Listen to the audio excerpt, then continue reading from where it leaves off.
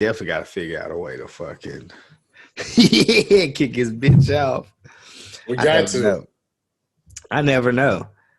I never know. We just get right into it every time. Every time, but that Mm-hmm. we gotta have. We'll figure it out. We'll figure out some kind of intro or something here, fucking eventually. Yeah, we just getting started, bro. Oh man! And every time I think I'm gonna have time to sit down and like come up with some shit, fucking something else comes up, and it's like, hey, bro, I swear niggas be plotting on like, oh, he think he about to get something accomplished. Fuck yeah, let's see, let's have him do something else. It's always something, bro. The schedule But just unexpectedly takes a nigga, turn. man, I be at work and fucking, I work by myself, so like I'm the only Mm. person in the company on the weekends. I'm the only one, so like I have to halt my breaks if somebody needs something. And when I tell you that niggas have to know when it's time for me to go home and when it's time for me to eat lunch, bro. Cause I can guarantee every time somebody's gonna be like, hey, I need something. And I'm just like, you knew my fucking calzone just got Mm. delivered, huh? I'm Mm. not Your allowed shit, to, cause I you can't believe your shit leave. cold. Bruh, I can't leave. I can't do none of that shit. So it's Mm. like like the fucking DoorDasher's like, I'm out front. I'm like, bet. And I'm walking to go grab my food. And a nigga calls my work phone, like, hey, you mind delivering some shit? And I'm just like, so you knew the nigga just dropped my food off? Is that why you called me? Nigga caught the DoorDash on the way up. Like, Bruh. let me hit this nigga. That's how they be getting me, bro. So like it spins off into my real life, bro. I be like, all right, I'm gonna use this day to do this, and as soon as I'm like about to go do it, it's like, hey, you mind doing this for me? And I'm just like, I guess I got you Right. every time. Gets me Every time, bro. Every every time. time. I know, bro. That's the worst part is because you gotta realize that if you gotta get shit done, it's gonna have to be whenever you get time, not when the time you allotted to set aside. Gotta figure it out, bro. Every time. You got to, bro. Shit, because if you don't figure it out, guess what they gonna do? What we gonna do? Send you your shit in a fucking black trash bag. Definitely gonna send you your shit in the fucking black trash bag. That's They, kind of that's silly as fuck. they gonna wish you the best of luck on your future endeavors, bro, and send you your shit from your locker in a black trash bag. That's it. With no note. Nothing. How you even know this is mine? Like, how you know? They just threw that shit in there. They probably seen like one of her fits that she don't wore on Raw or something and be like, this her shit right here. Let me throw everything in there. Okay, yeah. So to give people context who don't or haven't been keeping up with what's going on currently, fucking, I don't know if this is the new trend or it's just a coincidence that 2 years in a row that them niggas been like, hey, bro, mid-April, let's go ahead clean. Let's clean. Nigga, and it be random as fuck, bro. It be like random ass people that you would never expect that's getting cut, bro. No, because I guarantee there's a nigga walks back into catering and goes, Bo Dallas? I didn't even know that nigga still worked here. Yeah, he's on the list. Like, and they Mm-hmm. just keep finding random niggas to be like, I didn't know you were still here. But we gotta get Right. you down. They gotta save money according to them, though, right? But there's other people, bro. There's other people they can get rid of that they're not even using, bro. I think that's the issue more so than them releasing niggas because it's a big company. They got a lot of fucking superstars, quote unquote. Not everybody's gonna make the cut. Right. That's understandable, bro. But the fact that they're releasing people that it's making no sense that they're releasing, None. it's None. triggering. It's triggering people, bro. Because it's like y'all keep releasing like superstars, like real Mm-hmm. talent, like Mm-hmm. talent to where niggas are like. There's not even been like, well, with the most recent group of individuals, I don't think that I've seen any comments where niggas was like, yeah, I understand that. None. My niggas Maybe was Bo. like, Maybe Bo. Maybe Bo Dallas. uh-huh. But I thought Bo was doing shit like backstage, like helping talent and shit. That's what I thought Bo was doing, but I guess they said, nigga, we don't need you. Fuck you. Yeah, I wonder how Bray feel about that. Probably don't care. Cause I didn't realize Bo was doing well for himself outside of wrestling. He got farming He shit. Is got that shit true with PMSA. Liv? Is that true with Liv Morgan? No, it's real. They got a Huh. farm together. They got like some kind of business too. Like they got a whole ordeal going. They good. Oh, that nigga a superstar then. If he got Liv. He got her, bro. Yeah. Now, cause I mean, she's that thing. I don't know if Oh, there's no doubt. she's that thing. Shit. The thing about Liv Morgan is, I guess Carmella's original character, like fucking the Queen of Staten Island and all that shit when she was with Enzo and Cass, like Yeah. that character was based off of Liv. I didn't know that. I thought it was the other way around. No. So like, I guess Liv wasn't cracking at that point. Like she was Right. still like super fucking green in NXT and shit. But like Mhm. that's her real life persona. Like that's her in real life. I And can see it. guess she was fucking with Enzo at the time. Mhm. And they put Carmella with Enzo and Cass, and then that was the basis behind her character. It's pretty much like you're gonna be fucking who she actually is. Mhm. I mean, but when you look at it, like looking like where we at now, like if you look at Carmella and you look at Liv Morgan, it's like who actually fits the part. I think Liv does. That's what I'm saying, because I Mhm. believe it's actually her rather than Mhm. Carmella who's playing a role. Like Mhm. Carmella don't look like she know how to wear them J's for real. No, Carmella. What Carmella's doing right now is Carmella's character. Yeah, and that's how I feel as well. Like they have Mhm. now moved her into her actual self, and I mean, I don't dislike Carmella, but I mean, she's Carmella. Right. She is also two-time Money in the Bank winner, Women's champ. women's champ. She's done it. She has accolades. You can't knock Bro, her. but that is what irritates me about the WWE is that you get somebody like Carmella, all this shit, but then you got somebody like Peyton Royce or Liv Morgan just back there kicking it. Then when Peyton Royce fucking delivers a golden ass promo, you cut her a month later. No, she asked for it. Oh, did she? Nah, I mean, like she ain't asked for it, but she was like, "Let me go. Let me show you what I can do." They said, "All right, bitch, go." I don't think she meant "let me go" as fire me. I thought she was like pretty much let me take control of my creative for sure. When I come up, but you know, hey, at a certain point, bro, like, I mean, I get it, but I don't know why niggas keep asking for creative control or like they actually want to think they're going to be allowed to do what they think they're going to do. Like, no, nigga, not a chance. I think in certain people's situations, I don't think they even want the creative control. I just think they won't be written into the show. You give me this character and you write this for me and let me go show you what I can do with this shit. Yeah, give me a chance at least. Yeah. And I think that's I mean, I feel like the gripes are always the same, bro. Like absolutely. They feel they tell people like go get it, and then niggas can try to go get it, or like they don't really give you a chance to go get it. It's just like, I mean, right. I get at this point, I think it's fucking you listen to Joe Budden and them. Yes. How like Joe always comes back to contracts, and he's like short-term contracts.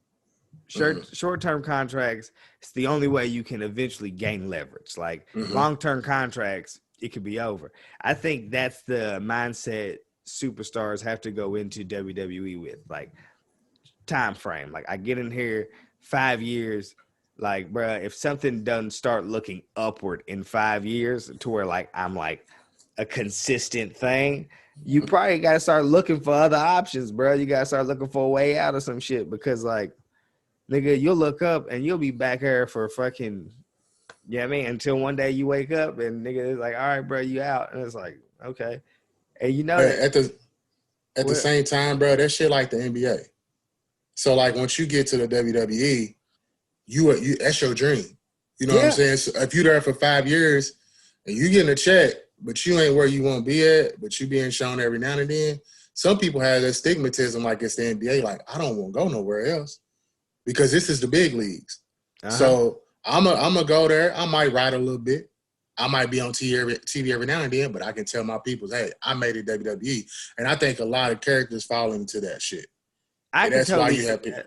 Yeah. I can see that. But, I mean, it takes fucking studying the game and seeing how shit goes and shit. And I mean, it's been countless fucking people who were, I mean, they usually don't leave on their own behalf, but are let go and then go fucking do shit outside of WWE, which makes WWE look at them again, which will fucking then bring you back. And at that point, they'll give you a bigger push or like a little bit more light than before, because WWE's weird to the point to where like, nigga, they can have fucking, they're like a kid with a fucking, they can have the coolest fucking toy, bro, and not do nothing with it. And then somebody else can come grab that toy and do some shit with it. And they're like, hold on, man. I want that one. Yeah. It's like, nigga, I watched. didn't you just have all of these niggas? Like, I mean, think about the niggas in their title picture, bro. McIntyre had to go make a name for himself or come back. Boom, he's in. Lashley, he kind of had a small run when he was in WWE. They did him the ECW shit and all that, but he had to go leave, fucking tear up the fucking other scene, and then like, oh shit, we need Lashley back, and it keeps happening that way. It seems like it does. It does. I watched the interview with Chelsea Green after she got released because, bro, I'm all in on Chelsea Green, bro. I don't even know why, but. There's an interview and she was talking about how like, bro, she would like show up when they told her not to and just would like knock on the door and shit to try to get a meeting with Vince to pitch all these different ideas. But they had like 3 different things for her. But it goes back to what the reason why I brought up, it goes back to what you were saying is she was like, never say never. I could go do this at this spot. And then boom. They call me back to WWE. So I'm always going to leave that door open because I'm forever grateful. So it kind of goes back to what you were saying where people leave, they notice what they got, and then boom, they right back into the WWE. I also know that, nigga, WWE more than not is politics. Absolutely. Absolutely. They got her and gave her nothing. Nothing. And she took, bro, I fucks with her. They literally gave her nothing. I want to say she appeared on NXT like a couple times. She was Robert Stone brand. Yeah, and that shit died quick. Then I look up and it was like a Leah, and like every time it's always somebody new, and then they just whooping on his ass, and it's just like, bro, like what about you keep teaming him up with these fucking women superstars, but you're not putting any effect onto the woman superstars. You're just letting the face beat up him, who is the heel manager. And whoever's next to him kind of is eating shit. They're not doing nothing. Yep. But I think her issue is fucking. I honestly think they got beef with like Zack Ryder. Yeah. I don't know that nigga's real name, so Matt Cardona. There we go. They got beef with that nigga, and I mean, you know, we can't get. But I felt like it was the same thing with Lana for a while, bro. It was like they had beef with fucking Miro. And it's like, all right, bro, you got to eat shit for a while. We're going to put you through a table every week. Nigga, for like 15 weeks. And that it's shit was nuts. Like, bro, like, I get it. It's entertaining to an extent. But at a certain point, bro, it's like, nigga, this could lead to like actual injury. Like, yeah, that shit get old, too. It get a lot of the shit they do with a lot of shit gets old, bro. Because, like, it's like, bro, yeah, you told the joke and it was funny. And then the second time you told it, it's funny. And the third time, I'm going to laugh because, but like fifth time, bro, it's like, you know, I'm giving you fake laughs at this point. Like, bro, like you keep saying the same fucking joke. And it's like, nigga, like, how funny is it for real? Like, nigga, for sure. Hey, for sure. One time we had went to South by Southwest and we were staying in a mansion. And, the producer, fucking Cardo, oh Lord, produces for everybody. Like I think he was Taylor Gang at the time. So he was like, he was producer for Wiz, and he was doing all these other things. But he was at the mansion too. Like, so, I mean, there's only so much shit you could do. So you would run into niggas often. Like you bump into a nigga, you kick it and chill, you go do whatever, when we were staying at the fucking mansion. Right. And that nigga, every time we bumped into him, bro, he told the exact same joke. That's weak. He kept telling the joke about how he was letting niggas know that this was his mansion. And like the first time, niggas was weak. Second time, niggas was weak. You know what I mean? That third time, I had a little fade in my eyes, and I was kind of like, all right, man. like, you feel me? Like, Yeah. like, and Yeah. fucking, the one thing that perturbs me about this nigga Kern, bro, is Kern gets some kind of sick enjoyment out of egging shit on that nobody wants to continue. Gone, I know it.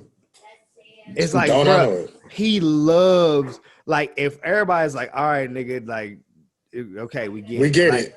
Yeah. that he gonna be the one nigga that's gonna be like, nah. Well, this your mansion, bro. And it's like, bro, I'll hit you in your fucking throat, bro. Quit egging this nigga on, bro. Goddamn. Yeah, nah, he loves it. Like, bro, you be Yeah. he be so petty with that shit. I hate Yeah. that shit, bro. Like, Yeah. because it gets to the point where it's like, all right, can we dead this? And Karen no. like, nah. That was the Lana shit, bro. It was kind of like, yeah, bro, if y'all got a beef with this nigga, bro, take it up with this nigga. Don't keep putting this bitch to this table. Yeah. Give us something else, bro. Or don't put on TV. I feel like they have those petty ways, bro. You know what I mean? Like, I could be completely wrong. This could be all fat, like, made up in my head, like fabricated. Nah, it makes sense, though. But I feel like I keep seeing shit to where, like, they may not be happy with your spouse or somebody you're closely connected to. So if they can't actually get them, they'll kind of take it out on you. Yeah. Like, you remember fucking, I don't know if you know, but back when they did the quote unquote curtain call and fucking all them niggas was too sweet and in the Triple H story. Yeah. Yeah, we're like Hall and Nash go to fucking WCW, so you can't do nothing to them. Fucking Shawn Michaels is your top guy, so you can't necessarily do nothing to him. But Triple H, who's still young and like new into WWF, nah, nigga, you out there, we can't get nobody else. So guess who's got to fucking be a jobber for the next little bit and do dumb shit for a while? You. Let me ask you this question.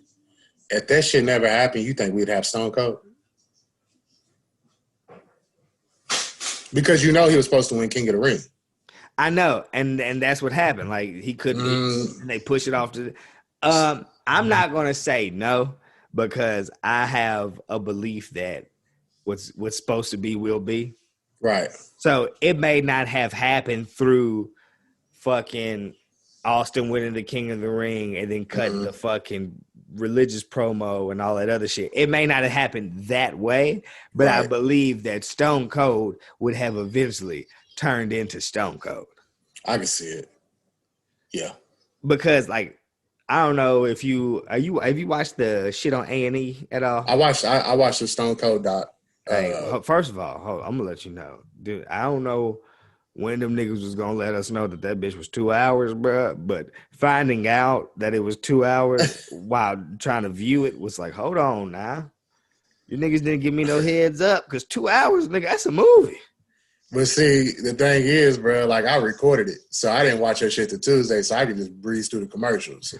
Yeah, completely. Nigga, like I had tuned in late and I caught where it came in towards the end of the first hour where it was telling the fucking Owen story about the neck breaking and shit. I was like, damn, they're gonna end it here. Like, this is a weird place to end this joint. And then it went like it just kept going. I said, hold on now. Yeah.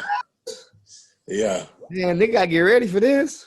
Yeah. Did you learn anything out of that shit that you didn't already know? Yeah, a few things. That's what I was getting to. So like that's what made me say that Stone Cold, because possibly the character was gonna be the character, because when I found out that he didn't invent the stunner, I said, damn, that's crazy. Right. Fucking was it Michael Hayes? Like I was like, that's crazy. Like for as long as I've been fucking a wrestling fan, thought that Stone Cold had invented the Stone Cold stuff. So did I. And then when I found out that they gave him that finisher like on a whim, like before a match or something, they was like, hey man, try this out, I'll show you. And he was like, no, that's it, I need it. I was like, okay. That's tough. It is. So that's what I'm saying. But I think me watching these A&E joints is starting to like, it gives me a little bit more insight on certain things that lets me know that like a lot more goes into building these characters than just a nigga coming up with his own ideas. Like when I seen the Treasures joint, I seen a little clip of that. Yeah, I seen a clip of that. So they at a certain point in the show, there, I guess, well, the first episode, it was Mick Foley based.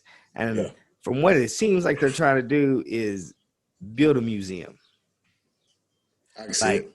like I think they're going for a museum. Like they haven't said anything, but the words that they're using, like they keep being like, we want to give it back to the fans.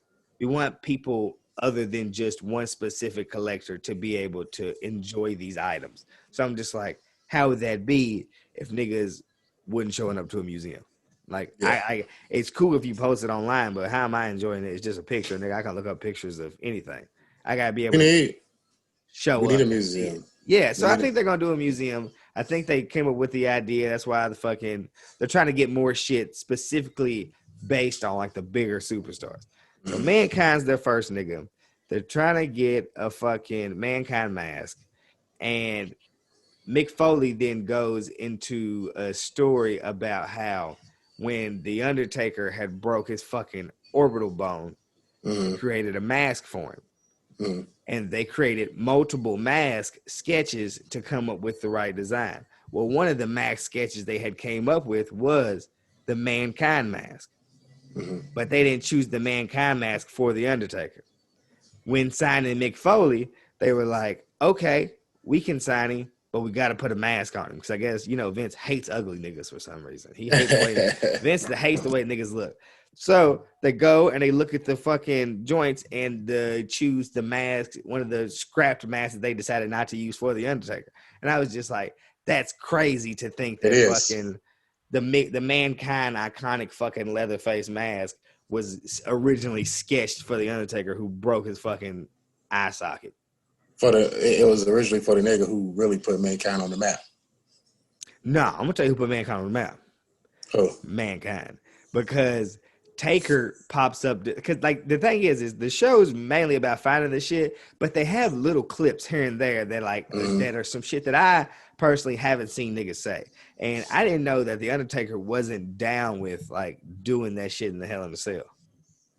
I can see him not being down with that shit though. He was like I guess like Mick Foley had to really convince him that like throw me off of this bitch, and he's like, nah, like I don't feel comfortable throwing you off the top of this cage. He's like, no, do it. Throw me off throw me completely off of this bitch. That's tough. That nigga, hey. That's crazy. Because I mean, they're professionals. They understand the name of the game. Like, obviously, the '90s and the Attitude Era was a different time, and they would try more shit than you're allowed to try now. But imagine a nigga come up to you and say, "All right, bro, I got an idea for a match. Throw me completely off the top of that bitch," and you'd be like, "Huh?" At that time. Yeah. At that particular, like in that year, in those years, because, like that should be weird. Like, nigga, what if it don't go right? Who do they look at? Nigga, it almost didn't. Nah, nigga, it almost didn't.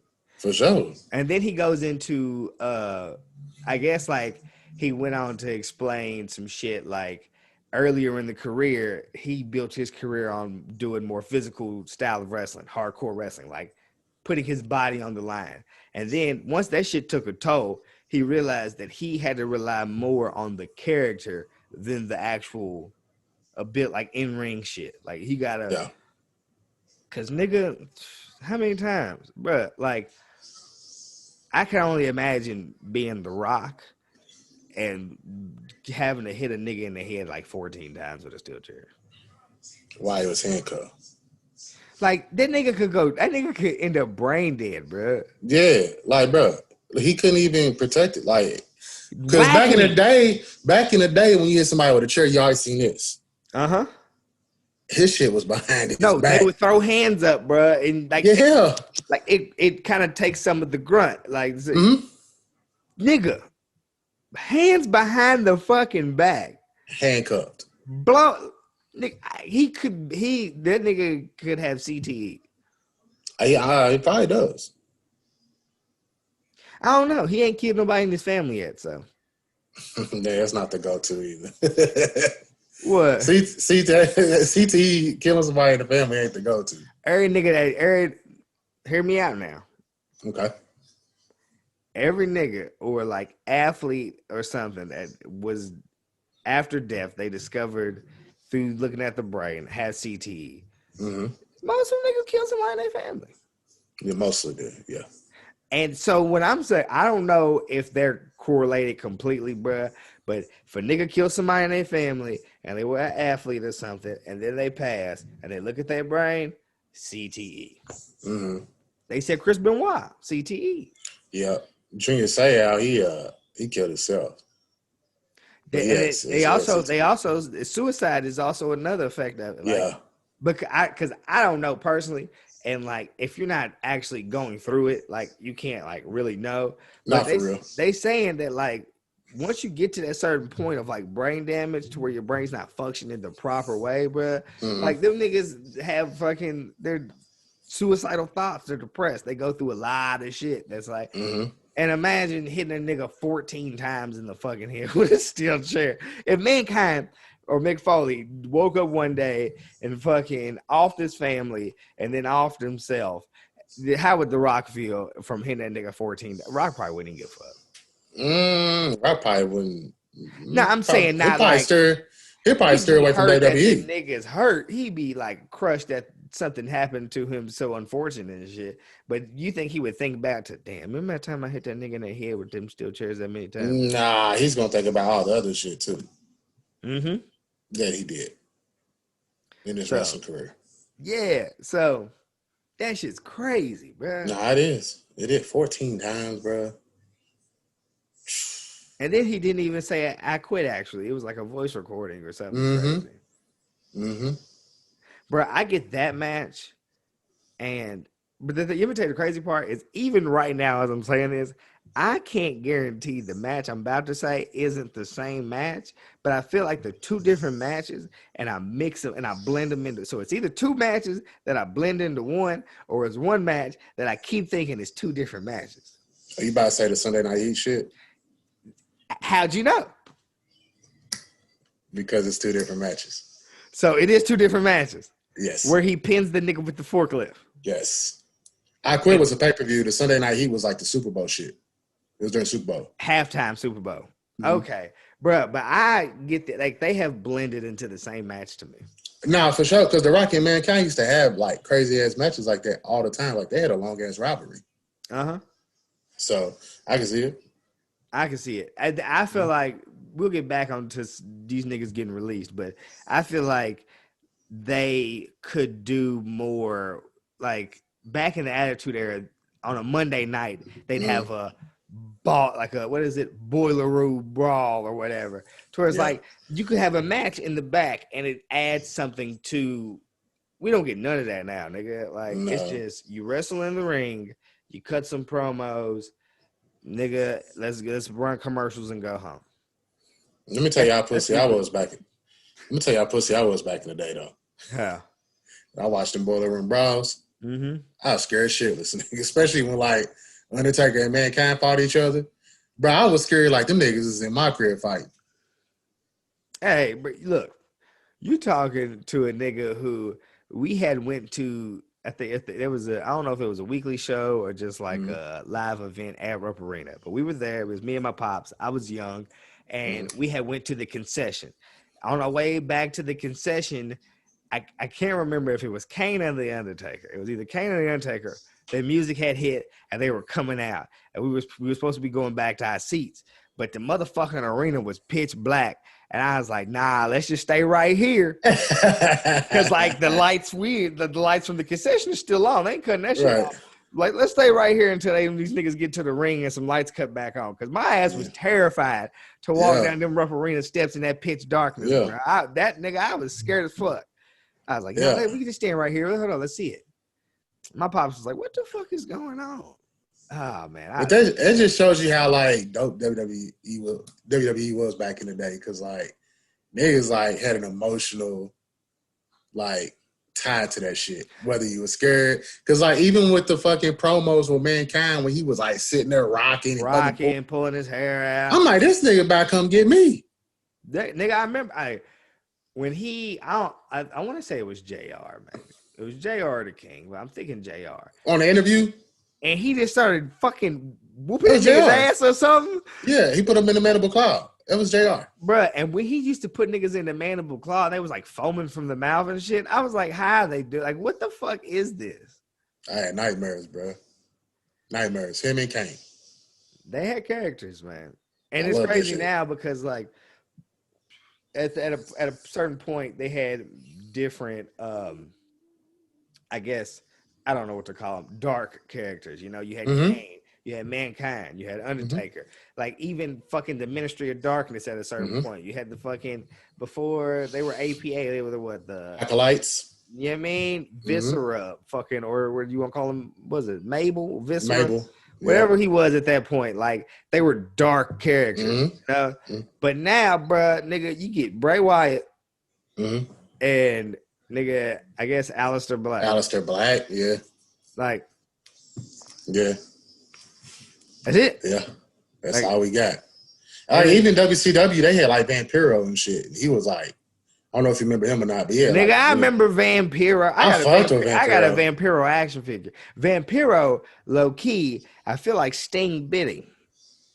You think so? Oh, like, do you remember the original Sting face paint, like the black and white? It was the Crow shit. It was Crow mostly. Was that not like Vampiro? Was Vampiro shit not the same shit? White face, fucking clown, fucking joint. It was, but Vampiro came like way after. But he was out there in the streets, nigga. He still runs with that same dress up. Like, he still dresses like that. He still dress. Couple niggas look a little rough as the same characters they are, nigga. Vampiro's one of them. Gangrel is another one. Like, they're in the same gimmick, bro, but they're a lot older, bro. They're like in their 50s, 60s now, and it's like, hey, my nigga, you could have picked a different gimmick. Hang him up if you're gonna keep riding with that. Hang him up. Hang him up. Hang up the boots, bro. Same thing with Raven, bro. Have you seen old Raven? Bro, Karen loves that nigga Raven, bro. Cause he's kind of like Kurt Cobain. Yeah, they're punk. I never put them two together like that. They punk rock. Raven was very poetic, though. I appreciate. He was. I appreciate Raven. Let me tell you who else I appreciate from the flock. I appreciate Billy Kidman. I appreciate Billy Kidman. Period. That's what I'm saying, bro. He came with some cold ass interest music too after he left the flock.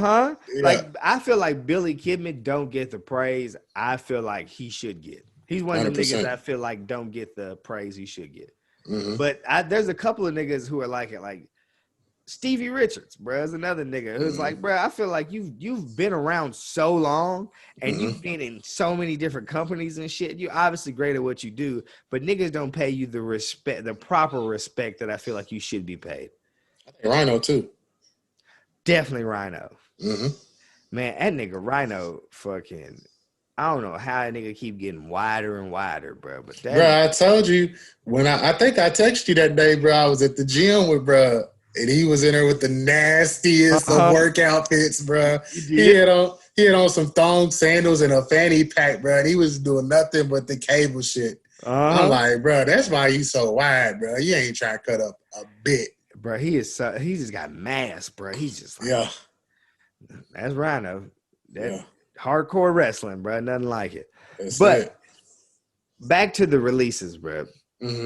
So certain people is like, okay, I guess Mickey James is kind of like, okay, I guess if you have to get rid of Mickey James, like, cool. But where you give so much of the, I guess, the older legend wrestler to Natalya, who wants to put like the younger people on, like you wrestle Natalya, you'll feud with Natalya because she has like, you could give half of that, or like, if Natalya's SmackDown, you could give that role to Mickey James on Raw. Because there is no other person in that role outside of Natalya. I mean, you could say fucking who the fuck is Natalya teaming with right now? Tamina. You could say Tamina, but it's like, nigga, fuck Tamina. She's not up there though. She's like, because I she ain't really done Tamina. shit. That's what I'm saying. I respect Tamina because she's been in the game so long. She's done so much, bro. You can't. If you got longevity, you have to put a certain kind of respect to a nigga name who has longevity because they've lasted. But she ain't. But Tamina has never got a push. Tamina ain't never did shit. It's just like, we respect you for being an OG. That's it. Like, if a nigga get a dub on Tamina, who cares a fuck? Nobody. You supposed to get a dub on Tamina. You supposed to. If you lose to Tamina, your stock gonna drop. So they could have kept Mickey James. Mm-hmm. They split the Iconics up. Stupid idea now. You look at it. Because it's stupid because you can remain a tag team and go on singles runs. You can remain a tag team in a division that they're putting singles wrestlers together to be tag teams anyway. You see what I'm saying? Mm-hmm. So at a certain point, okay, Peyton Royce wants to go for the women's championship. That's A-okay because Billie Kay is entertaining enough to survive on her own while she's doing that. They could even do a fucking manager role or something of that nature. Like, you don't have to literally you broke up a tag team to put the better wrestler of the two in another fucking tag team. Yeah. It doesn't make sense. At all. You teamed her with a bitch, and then that bitch gets pregnant, and she's gone now. She's completely, she's off TV because she's pregnant. And then you do nothing with the one. And it's like, if y'all was going to split them up and do nothing with them, why'd you split them up? That's an extra tag team. Like, even if you don't push them to be tag team champions again, you could just have them in matches, bro. You can big up. If you got a tag team that you want big up, you can put them in matches against them and be like, oh, damn, they just beat former women's tag team champions. But you keep them together. Perfect example, the New Day. They, quote unquote, split the New Day up. Big E goes one place, fucking Kofi and Woods go another place. But they are not the New Day. Right. Like fucking WrestleMania, they came out together, I believe. They're all still the fucking New Day. Like, they're the New Day. So even if they're not on the same weekly show, they're still the fucking New Day. Why did you split the Iconics up? Literally broke them up. It don't make sense. At all. Especially when you have two fucking superstars. So I think that was fucking stupid too. And then they released both of them. Like, all right, goose egg, I mean, you bitches gone. We don't get to keep none of you. All right, outie. Yeah. So it's like, that was stupid as fuck, especially since even outside of in-ring performance, I don't think there's three people more entertaining right now than Billie Kay. Men and women, or just women? Men and women. Like, on the microphone, bro. Yeah. Like, I mean, because they always have, like, it's entertainment, it's TV. So they always have to go for comedy at some point. Somebody has to be a comedic part of the joint. R-Truth has it solidified in the men's division. It was wide open in the women's division until Billie Kay showed up. Yeah, and Bailey kind of took over that role too. Recently. So I get but it's over now though. Yeah. Like now, because eventually Bailey's gonna get away from the gimmick she's doing now. She's gonna get back into serious fucking Bailey, and then the funny in the women's is gone. Yeah, that shit's poop. It don't make no sense. It don't. You know what I mean? Like, Bo Dallas being gone, okay, I get it, nigga. We ain't seen Bo Dallas in, I want to say, 3 years. Easily. Is Curtis Axel still gone? He's gone? I believe so. They released him last year? I think last Giant drop, he was one of the niggas that was gone. Oh, okay. I didn't know if he was gone or not. Curtis Axel gone. I don't even think he got back into wrestling. I think he was like, all right, y'all, I'm out. I'll let you. He had a nice little run. He won the IC title. That's Mr. Perfect's son. Yeah, it's Kurt Hennig's son. Like, I don't get it. The nigga, remember when he never got eliminated from the Royal Rumble? Yes. And like, he kept that shit going. Do you know how good that was? It was great because then he like started coming out with different characters and shit. Bruh, like I feel like every time you get over doing some shit, if they don't approve of the shit you're doing to get over, you're done. Remember when Damian Sandow was fucking Mizdow, yeah. And where is he at? I don't know, bruh. And he was wrestling niggas, like he was wrestling imaginary niggas on the ringside. Yes. Do you know how good that was, bruh? Bro, he was gold in that time. Gold. Mm-hmm. Fucking what's my nigga's name? Aiden English. Mm-hmm. When he was doing the shit with Rusev. It was gold. He was getting over. They Gone. turned him into an announcer, and then They he left. they tried. Mm-hmm. Gone. It's just like, what, bro? There's so many people who do shit that the fans love, Mm-hmm. and you get rid of them. Like, it's like if you're getting reactions from the fans, it makes it hard for me to understand why you letting people go. It's because they have an old way of thinking still, bro, and they don't And, know what they're missing. bruh, and we sat here last pod, and we were like, man, something don't seem right, man. Why would they let Samoa Joe go from commentary? We were like, we had the best hopes. We were like, either he's getting back to in ring, or they moving him to Fridays. Yes, And then he got released. that was so unexpected, bro. And then they come out, and this is the weird shit that I don't like about what's going on with these releases, is that they have excuses or like shit that they like. Joe didn't get cleared by WWE Medical to wrestle again, so Is that what they said? yep, he didn't get cleared to wrestle. Damn. Like how did you not make Joe a heavyweight champion? Joe hasn't wrestled in a year, I believe. Yeah, it's been a while.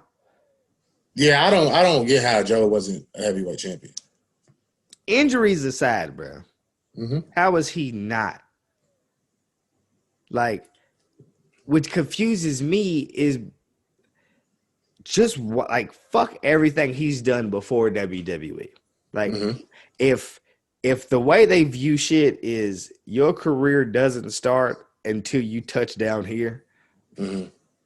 his NXT run Go. should have been viewed as good enough to be like, oh, okay, he can be a universal champion. Did he win? Did he win the IC or the United States? He won the U.S. title. Okay. He had that for a little bit, Okay. but it's like he could have been a universal champion. Easily. If that's the belt you want to call your B heavyweight belt, Mm-hmm. or at this point, I don't know which belt is the main belt. Let me tell you what the main belt is right now. The universal. The nigga the head of the table. I mean, obviously, Yeah. like that's that. But I also think Fox paid for that. Easily, for sure. Fox said, hey, look, listen here, guys. We got some money, Mm-hmm. but we're gonna need some things to happen. Mm-hmm. We're gonna need the Friday belt to be the main belt. We're gonna need your biggest superstars. Mm-hmm. We need all of it. Mm-hmm. It just hurts to see it. But like, it hurts to see Joe not get to where we think Joe should have been. Yep. But it also should be liberating to be like, oh, okay, if he wants, he could go elsewhere and do other things. He could have Where do you think he's gonna go? I don't know, man. I hope he don't go AEW. Because I don't think they're gonna use. I don't think they'll use him right either. Not with what they got. Honestly and truly, it gets to a point because like there's a lot of shit that goes into it, and it's like you don't ever want to think about money, but it's like if you look at the rosters of the companies that's going on, where would Joe fit best? You would like I would not want Joe to go to Impact. No. You know, I wouldn't. And I don't know how I would feel if Joe ended up in Ring of Honor. What about New Japan? And see, then it goes to like Joe in New Japan. Maybe. I feel like that'd be dope. But then it's like, I don't know. I can see it. I just hate, I don't watch New Japan enough. I think that's the issue. I don't either. Like, I watch it, but like, there's not like no weekly shit to where my nigga be cutting promos and doing all the shit that like Joe's good. Like the reason that we like watching Samoa Joe, like Samoa Joe on the mic is amazing. Amazing. Great promos. That's what I'm saying. So it's like you put him in New Japan, you're pretty much going to strip him of that. Yeah. But yeah. I mean, so I don't know where I would you would want him to go to AEW because that's where he would get the biggest chance to fucking flourish, quote unquote, like on television again. That's what I was gonna say. Well, that's the other main company. So yeah, I get it. I don't think they'll use them right though. That's my only problem. They not using nothing right, my nigga. Nothing. And Kenny Omega about to fucking win the Impact title tonight. Watch. No, he's not. You don't think so? Hey, you think Rich Swan's gonna win the AEW title championship? You want to know what I really think? You think it's gonna be a disqualification? It's the third time I done picked your brain in this pod, bro. I feel like, and hear me out, Mox and Kingston show up. Fuck him over. DQ. They just start whooping his ass. No belts exchange. Yeah, because in the press conference, they kept reiterating how it's going to be a finish. Like, Tony Khan was like, I'm going to make sure my referee's going to be there. Us at AEW, we've always had finishes and blah, blah, blah, blah. So I can definitely see the whole, yeah. I hope that happens. I don't want to see Kenny Omega as the Impact. No.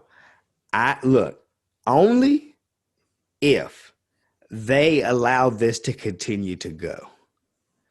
If he can go to fucking Impact and take their belt and then go to another company and take their belt and become the fucking belt collector, like they can really do that. Tony Khan got enough money to where he could become the belt collector, bro. If you look up and he got 4 fucking titles from fucking 4 different companies, I'm like, this is the greatest shit I've ever seen. So they have a relationship with New Japan. Mm-hmm. So you think who's the champ? Is Okada still the champ there? Nope. Or is it Ibushi? Will Ospreay. Will Ospreay's the world champ. Yep. That's my nigga, bro. And that shows how long it's been since I watched. They have Ibushi was the heavyweight champ and the Intercontinental champ. They unified those belts to make a new world heavyweight championship belt. So there's no more Intercontinental champion in New Japan. They came up with a new like fucking no weight division strong belt or something. So they have that now as like their mid-card title. And then they came up with, and niggas was killing this fucking New Japan belt. They kept saying it looked like the Divas Championship. Was it like, I think Ryan Lawler or somebody won it? Something like that. Yeah. So hold on. It was like a day or two ago too. It just I seen it on the belt. So wasn't Mox the Intercontinental? He's the champion there? North American champion. Okay, and he's supposed to fight. Yes. Buddy. Yeah, it's like the United. I don't know if it's called the North American or the United States or just the American, but it's red with the flag. Okay.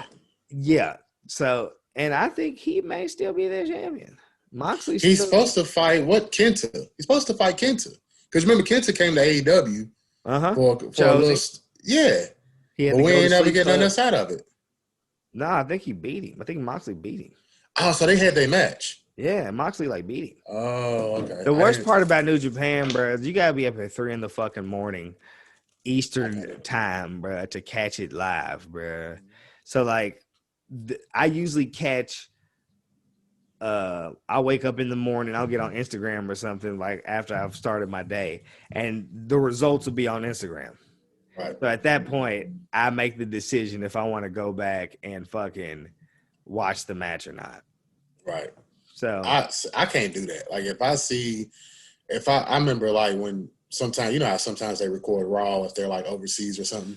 If I like hit the dirt sheets and they have like tell you who wins, results, you cool on watching. I can't watch it. I can't watch that shit unless there's like something crazy that happens, and then I'll just watch that part. Yo, the highlights, bro. I already know, bro. That's the fucked up part about me in New Japan, bro. I feel like more times than not, I'm just watching highlights rather than watching whatever the fuck's going on, because there's a lot of shit going on over there.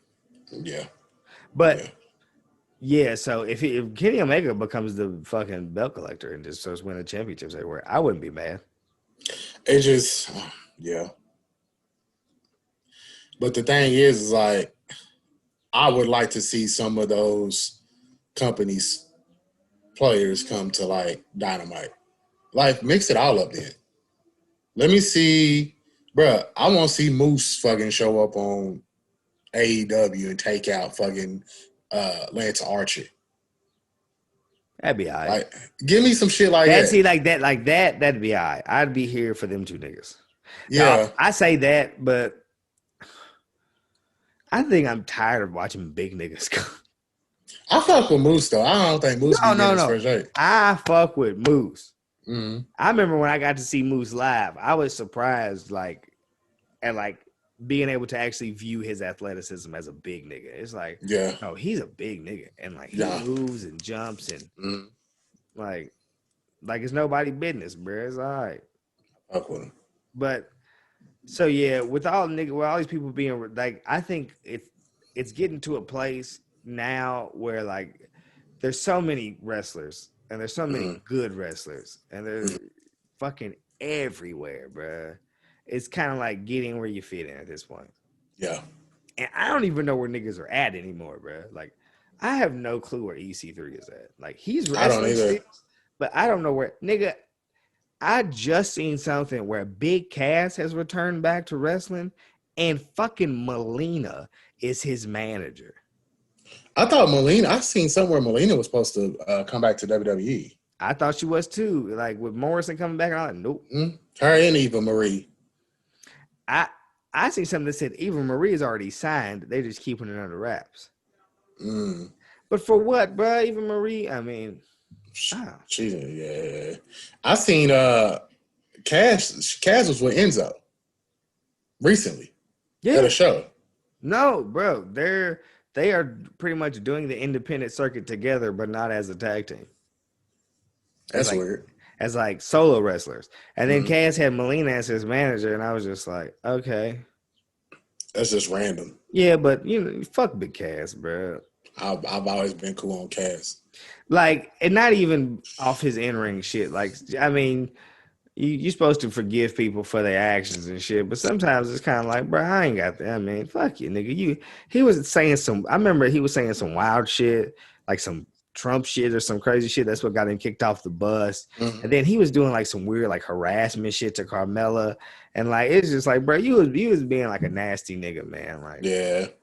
And then you had to go to rehab and you wouldn't come back and you want niggas to feel like, I don't know if they want niggas to feel sorry or something, but they always give you he went to rehab to get himself together and shit. It's like, nigga, I don't give a fuck. Yeah. Y'all can keep it. You was being a nasty nigga, man. Like, and I don't give a fuck, nigga. You gonna have to win me back. Yeah. And I don't see that happening. Nigga, I seen him, nigga. I seen the way he was looking, nigga. He not gonna win me back at all. He not. He never had me. He not. Enzo did. And I like them as a tag team.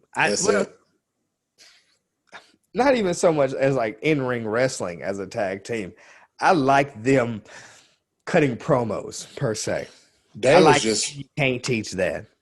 Yeah, they was just really good on the mic. Entertaining. I'll never forget when Enzo tried to slide under that bottom rope and it knocked his ass cold out and they had to stop. Man, yeah, they was fighting the revival. Nigga was out on that mat, nigga froze, nigga limb stiff.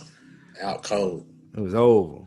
Damn, he was out there looking like what's his name last night? Who fought? Masvidal. He was out there looking like that nigga. Froze. He packed his lunch last night. Nigga, he hit that nigga so hard, sweat hit my face. I said, God damn. Bro, I seen something where like they did a still frame of him getting punched and you see all the sweat coming off. They said that he created his own galaxy, bro. Had to. So it made it look like a song. Yeah, that shit was gold. No, nigga, I'm gonna tell you right now, nigga. He hit that nigga. I said, "Oh shit!" like I watch UFC and shit, and like you see niggas get rocked all the time, bro. But he hit that nigga so hard, bro. I was kind of just like, he cleaned. It was like clean too, bro. Like he was. Because Masvidal was eating some of his punches during the match. Tell you what, I don't think he was eating like. Okay, let me clear this up. He was eating them per se, right? Mm-hmm. They wasn't dropping him. Like he was getting hit and he was sitting there, but I think it was hurting him. Yeah, and he was trying to let off as if the hits weren't phasing him. Like he was really like, yeah, he hit you, you took it, but then the laughing and all that, like, yeah, come on. Like I think that's a distraction from the fact that nah, nigga, he's getting to you. Like these, like they're not dropping you, but this is hurting. Like it's waking your ass up. Mm-hmm. And I think that was, I mean, nigga, instead of fucking focusing on trying to counter punch and do all the other shit, nigga, he was kind of like trying to do a diversion to where it's like, yeah, nigga, you ain't dropping me. And it was like, okay. Nigga, I'm gonna drop you. Right? And the timing of it, bro. He laughs and then he smacked that nigga's head out the way and tucked that nigga in, boy. And then they interviewed that nigga afterwards. Yeah. He was like, well, you know, he showed me something he didn't show me in the first fight. It was like, what, nigga? He whooped your ass in the first fight. Bruh, that card, I've never seen like a card where it was like gruesome injury, knockout, like it wasn't a decision like the last 5 fights. It was knockout. Well, it was gruesome injury, knockout. It was over. Thug Rose knocked out old girl. Quick.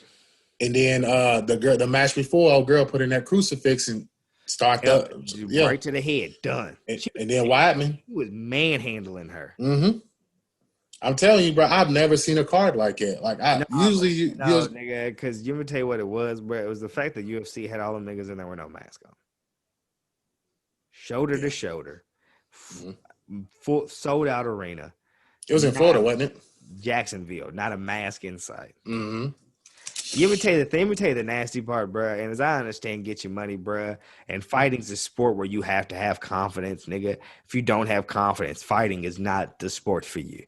So I get it. But once the nigga who beat you goes, okay, so you're making the excuse that you took this fight within a week and that's why I beat you, I'm going to prove a point. Go do a whole fight camp. Come back. Let's see where we end up. And the nigga let him know, bro. I told you, nigga, you couldn't fuck with me.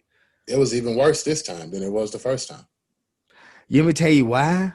Because although you only have a week to prepare for me and you wasn't training or nothing, you just accepted the fight. I only had a week to prepare for you. The nigga I was fighting and you don't have the same fighting styles. You're not the same person. It's everything. So like you have a week, I have a week. In all actuality, I may be in better shape because I have been training for the last few months.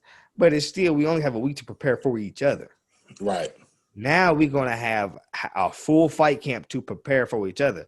I'm about to prepare for you, my nigga. Right. And guess what he did? Nigga off the thumb switch. God damn. Mm-hmm. He telling you. Knock that nigga tough. out. It was tough. Boom. Nigga, fuck out of here. Yeah. Bro, I wish you would have took that nigga's belt too, bro. Whose belt? Masvidal has a championship? Give me that BMF belt, nigga. Pass that up. Give me that. Give me. I beat you, nigga. Give me your belt. Is that not how it works? Give me your belt, nigga. Let me get that. But Dana White's like, yeah, that belt isn't recognized in UFC. We'll never do another one like that. Like, it's over. Like, no, he can't put that belt on the line. I'm saying, give me all that nigga's accolades, bro. I need all his shit. Give me your belt, nigga. Yeah. Give it to me. And I'm aware like how niggas be wearing the fanny packs now. Yeah, across. Fucking Riddle style, bro. Just right across the jump. Yeah. Give me it, nigga. Yeah. Fuck you. Man, that was crazy. Yeah, that was crazy. Knocked that nigga cold out, man. That's crazy. Combat sports, which makes me wonder why WWE doesn't get into like playing into that more. It's like they had Ronda Rousey and they had Shamrock. Yeah. Mm-hmm. And it's like, but they have so many people who come from an MMA background, but they tend to not have those people play into that character in WWE. Bruh, I said that shit first pod. The first pod we did, I said, bruh, they should have Matt Riddle as the MMA dude. They had Shayna like that in NXT. Yeah, but now she's not. No. So it's like, why? But shit, they even had her with 2 other MMA joints, did they not? Yeah, I don't even know where they at. Well, one of them's Roddy Strong's wife. Yeah. Yeah, the other one. But like, where's the other one? I don't know. That's the real skinny one. Mm-hmm. She kind of look crazy in the face. No bullshit. She definitely does. Yeah, I don't know where they went, bro. So it's so weird. I don't know. But I feel like they should give some of these people at least like play into their MMA shit just a little. Give it a run. See how it works. You always repackage people. If it don't work, you can repackage them. Like they don't even. I think Brock doesn't even put on the Kimura anymore when he wrestles. Like remember he used to lock the Kimura in on shit. Like he used to do certain MMA moves in his move set. They completely get rid of that. Brock does 0 submissions when he is in a wrestling match now. It's all suplexes and knees and shit. Mm-hmm. And then at one time he punched Braun Strowman in his shit. Yes. But yeah, because they have a few MMA people, like with people with mixed martial arts backgrounds. So it's so weird. Yeah. But I'm not a writer. I'm not creative. Maybe they think that shit's stupid. Could be. Mm-hmm. But guess what? We could be.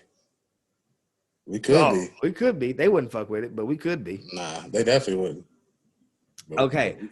But back to AEW, because as a fellow enjoyer of sneakers, yes, the Young Bucks and the DR1s. Mm-hmm.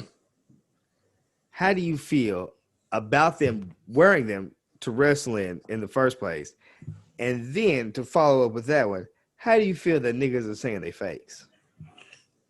I like the whole, because the thing is, it was the week after they decided to join Kenny and them.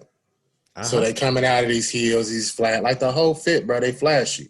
Mm-hmm. They wore, like, if you watch the Being the Elite show, they wore Jordans. They fuck with Jordans. Nigga, they love Jordans. Yeah, they wear Jordans. They wear Jordans on Dynamite regularly when they in their street clothes. Yeah. So that, to me, I'm like, that's some normal shit. But they be wearing shit like low 11s and mid 1s in colorways that it's just like, you could have not grabbed them.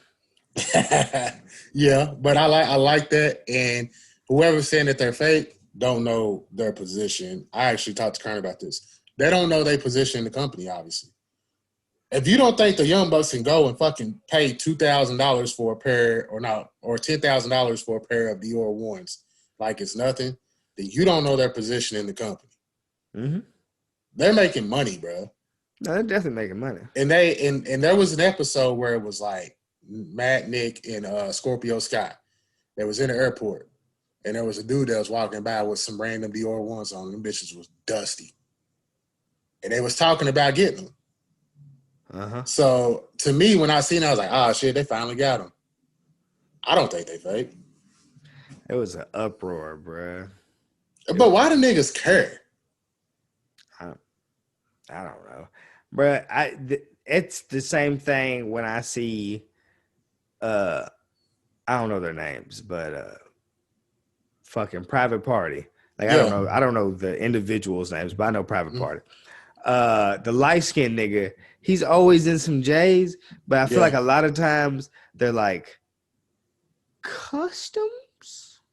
Yeah, he wrestled in the Skies though. I may be saying customs loosely, but so it's kind of like, I mean, I don't know if he copped a pair and got somebody to paint him or if he just copped a pair. But it's kind of like, nigga, dude, he's out there wrestling, bro. And if he decides to wear knockoffs and them shits rip at the soul mid-match, man, it's on him. That's starting to become a thing in wrestling, though, and I love it because sneaker culture is black culture. Hey, so let me tell you who has flew under the radar, but I'm starting to catch it. Who? Shayna Baszler. Yeah, I told you, bro. She had them 5s on them. Nigga, them black joints. You see them fucking like Laker like 4s she had or something? No. They were like fucking the upper of the 4 was purple, and then like the side was, they were crazy. She ran in and like kicked Natalia in the head with them on. I said, nigga, what are them? Well, they had to be customs. Yeah, but the thing with fucking WWE is where they have like, I don't know if he's on the payroll or not, but fucking, Yeah, I know. was it Mach? Yeah. Like, I feel like he does work for everybody.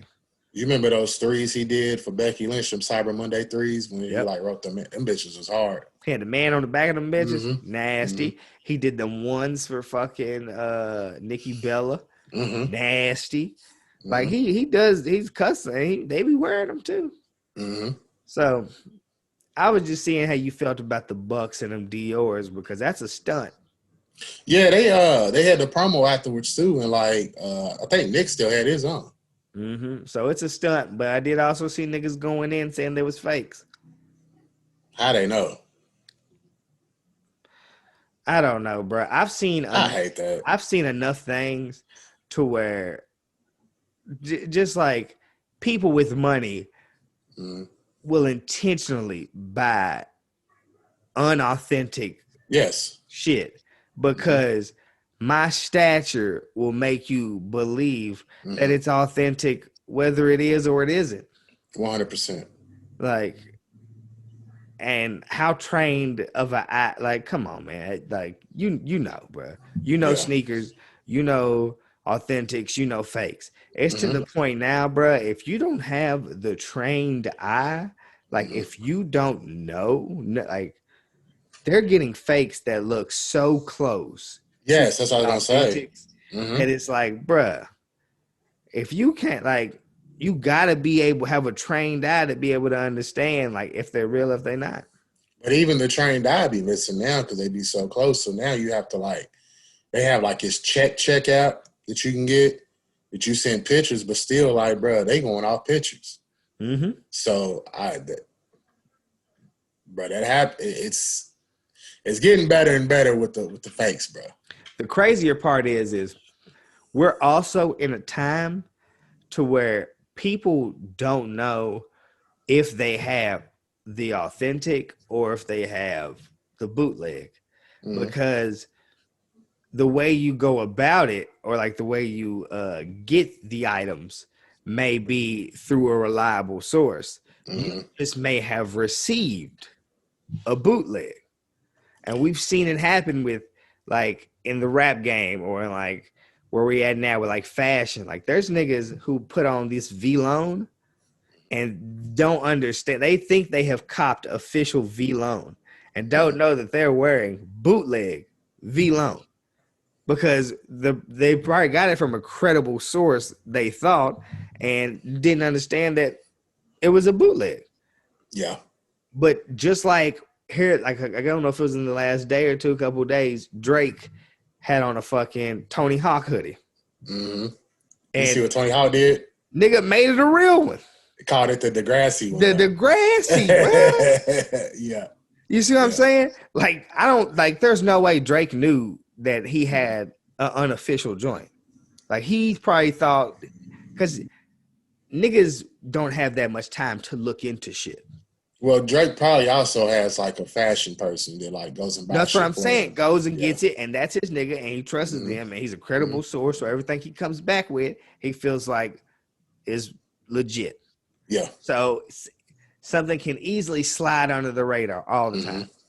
100%. And niggas are nitpicking and like, oh my God, them Dior ones is fake. And it's like, okay, cool. If they are fake, they're fake. Right. If they're real, they're real. But do you not appreciate the fact that they put these on? I appreciate the hell out of them because I'm into sneakers. You see what I'm saying? Like, there's a fan base for that, bro. Like, anytime I see a fucking wrestler in sneakers, I'm just kind of like, hey, that's dope, because I'm also into sneakers. So I appreciate that. Like, and it doesn't have to be fucking a Jordan retro. I mean, it doesn't got to be, it could be, it's the smallest things. So I'm just like, nigga, Kofi came out some fucking Iverson Answer 5s. Like, that 5 is not as popular as like the questions or the answer fours and shit. But I am a fan of the Iverson 5. So the 4s is the ones with the zipper, right? Right up the middle. And then the 5s is the one with that big ass gray piece on the front. Yes. Okay. But he had a pair of those 5s. It was a colorful ass colorway, but I liked that shoe growing up. So I remember when I seen him with those on, I was like, oh shit, he got fucking answer 5s on? Like the person I was with was like, what? I don't know what the fuck you're talking about. I was like, well, obviously this doesn't appeal. Like this isn't for you. Like that, none of that shit matters to me. I was like, okay. But I fuck with it. Yeah. Like who gives a fuck? You know, I'm just, but that's the same shit with like Dominic Mysterio being in the, like he pulled up North Face Gucci collab jacket. He showed up. I said, oh fuck, that motherfucker just dropped. He's cutting up. And motherfuckers are like, huh, what are you talking about? And it's like, it's not for you. Right. He stays in Yeezys too. Bruh, it like have you ever say Ray outside of the ring, nigga, stay in, but I appreciate that shit because that comes from shit that I like. Like, I like fashion, I like sneakers, you know what I mean? Me too. I like wrestling. So when the worlds collide, it's like, perfect. That shit perfect, bro. Because now not only you watching the wrestling shows, you like, damn, what this nigga about to come out with this week? I know. With Roman started wearing the Jordans and shit, I'm hyped, bro. Because every time he come out, I swear I look dead at the feet to see what he got on this week. Yep. And plus, like, he can get that shit out because that nigga only wears black and white. Get it off, bro. So that's the shit that I'd be like I appreciate it, bro. Like fakes, not fakes, whatever. I appreciate the fact that they're doing it because it ties in two of my loves together with fashion and wrestling. Same. So like I didn't get why people were doing the whole they're fakes, they're this, they're that, because it's like, yeah, I mean, okay. Because that's the niggas that take the fucking shoe shit too seriously. Those are the people that resell and I got these and you don't and blah blah blah. Those are that's the problem with the sneaker game, bro. That's a whole nother pod, bro. No. I could talk about the sneaker game for hours. But those are them niggas. We them niggas like, hey, we been doing this shit for a grip. Our closet's our closet. We see these niggas come out some shit that we ain't seen in a long time, and I fuck with it. Yes, I appreciate it, man. Yeah. It just threw me when I seen nigga, like, nigga, shut up. Yeah. If I kick you in your fucking head, I'll throw the leg up, nigga. I'll just kick a nigga. Sweet chin right there. Boop. I won't even smack the thigh, bro. Right. Right in they shit. Bro, I remember one time, bro, about 10 years ago, bro. You remember niggas used to just randomly do wrestling moves and shit. Bro, my cousin, you know that nigga Rib. Bro, my cousin fucking super kicked this nigga Rib in his nose, bro. My nigga was over like, yeah, bro, his nigga couldn't breathe, bro. That was the silliest shit I ever seen, bro. Because I don't think my nigga meant to do it for real because he smacked the leg. It was an accident. Hey, that nigga connected. That was some funny ass shit, bro. And I think the worst part is if it hit the nose, bro. That's the worst. Right in it. That's the worst place to get hit. Yeah, he pushed his nose up for sure. Oh my god, because that nigga, you can't see, your eyes is like. Yeah. My nigga was so like discombobulated, bro, after this shit. I'm like, hey, that nigga kicked me like that for real. You got to see me. I'm gonna tell you right now, Rib ain't a nigga I want to see. At all.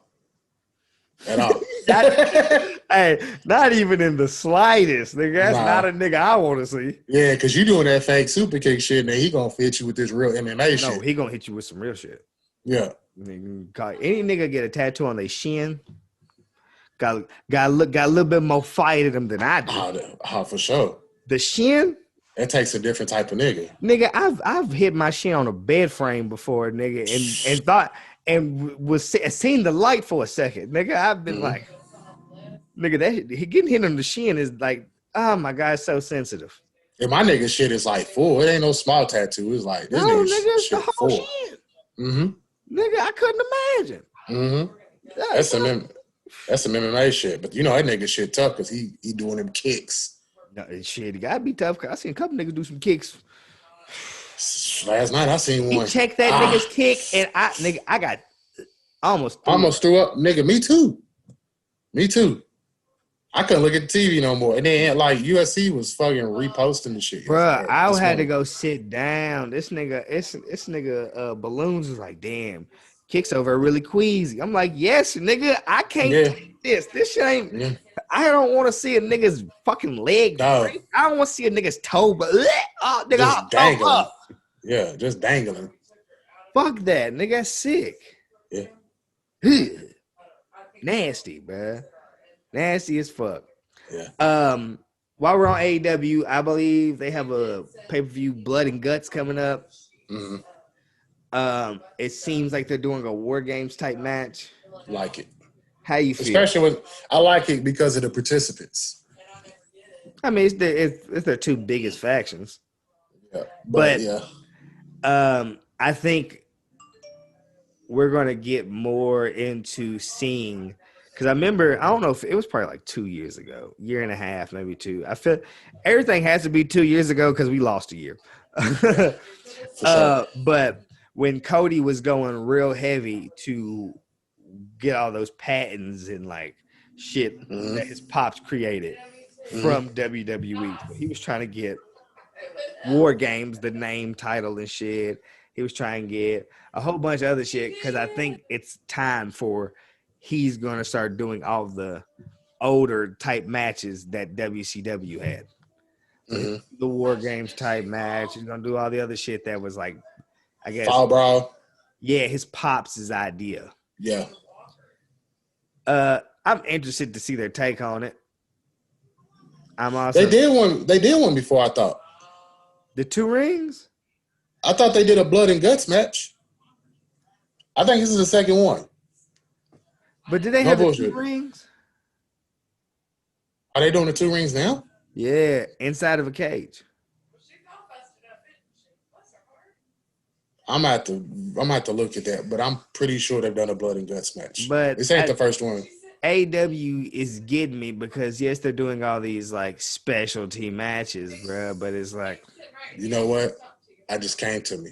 They were supposed to do this shit last year, and COVID happened. I think that's the issue. Yeah. So we back. Yeah. They selling. I think tickets going on sale tomorrow. I wouldn't mind going down to Jacksonville for an AEW show eventually. Outside. Yeah. When it gets warmer. Nigga. I'll wait for them niggas to come. Because, like, they'll go to Cincinnati. Yeah. I think they'll go Louisville. Shit, you know I'd rather take that trip than go all the way to fucking Jacksonville. Nah, it would have to be some shit like more. You do more than just that. No, yeah, totally. Like you gotta plan a week or, you know what I mean, something like that. Yeah, but shit. Speaking of, I think I seen something released that WWE announced they're gonna start like weaving fans back half of 2021. Yeah, because I seen where they was getting people in for SummerSlam. They're gonna do SummerSlam in front of a crowd. And then I guess more towards like the winter and fall, they're going to try to like, I don't know if they're going to travel or they're just going to have people show up to whatever arena they're doing the Thunderdome in at the time. But that shit. What makes me nervous about that shit is, you know, that shit flares up. COVID flares up when it gets cold. So like, if they have everybody come back and all these other events do the same shit, are we gonna be back to square one? Even with the vaccines? Because I keep seeing shit online and shit to where like they're having concerts with fucking 20,000 people. Yeah. Like, and it's like overseas or here? In America, nigga. I know that. Nigga, and that man, I just seen fucking Machine Gun Kelly perform in front of one of the it scares me, bro, because it's like I don't know how the clear we are. I don't know nothing about this. They saying if niggas get vaccinated, niggas will be good. Like, I don't know if that's true for real. Like, it's so much unknown that I personally, in my life, am treading waters, nigga. So am I. I'm treading lightly with this, like, you know what I mean? Like, it's cool to do some shit, but I don't want to do some shit all willy nilly, nigga. Like, if we're going out, like, nigga, I'm gotta keep my mask on. I'm doing this and I'm doing that, like. But I'm seeing niggas are out here just like free as can be, bro. And it's just like, do you, my niggas? But that shit scared me right now because I don't know if any niggas came down. I'm gonna tell you what, nigga, I caught COVID. boy, nigga. When I thought I seen the light, nigga. Yeah. I seen the light, nigga. I was fighting for my life, nigga. Like, the worst part is I was feeling like the first day I started feeling bad. I was like, God damn, nigga, I feel weak as fuck. What's going on? Do not feel good. Nigga, I woke up I went to bed. I woke up the next day. And it went from damn, I don't feel good to is somebody poisoning me, nigga? Yeah. Yeah. Like, I was sweating profusely, but my body was cold. Nigga, motherfucker. But thing is, the version of COVID that I caught wasn't the full version of COVID that they've been like promoting and shit. I didn't lose smell. I didn't lose taste. None of that happened to me, nigga. I just fucking had a temperature of 100 and something for like 2 weeks, nigga. I never caught that shit. Nigga, and you like, bro, I wish that shit on nobody, bro. Right. Nobody. Like, even what I had, bro, like, you could deal with it.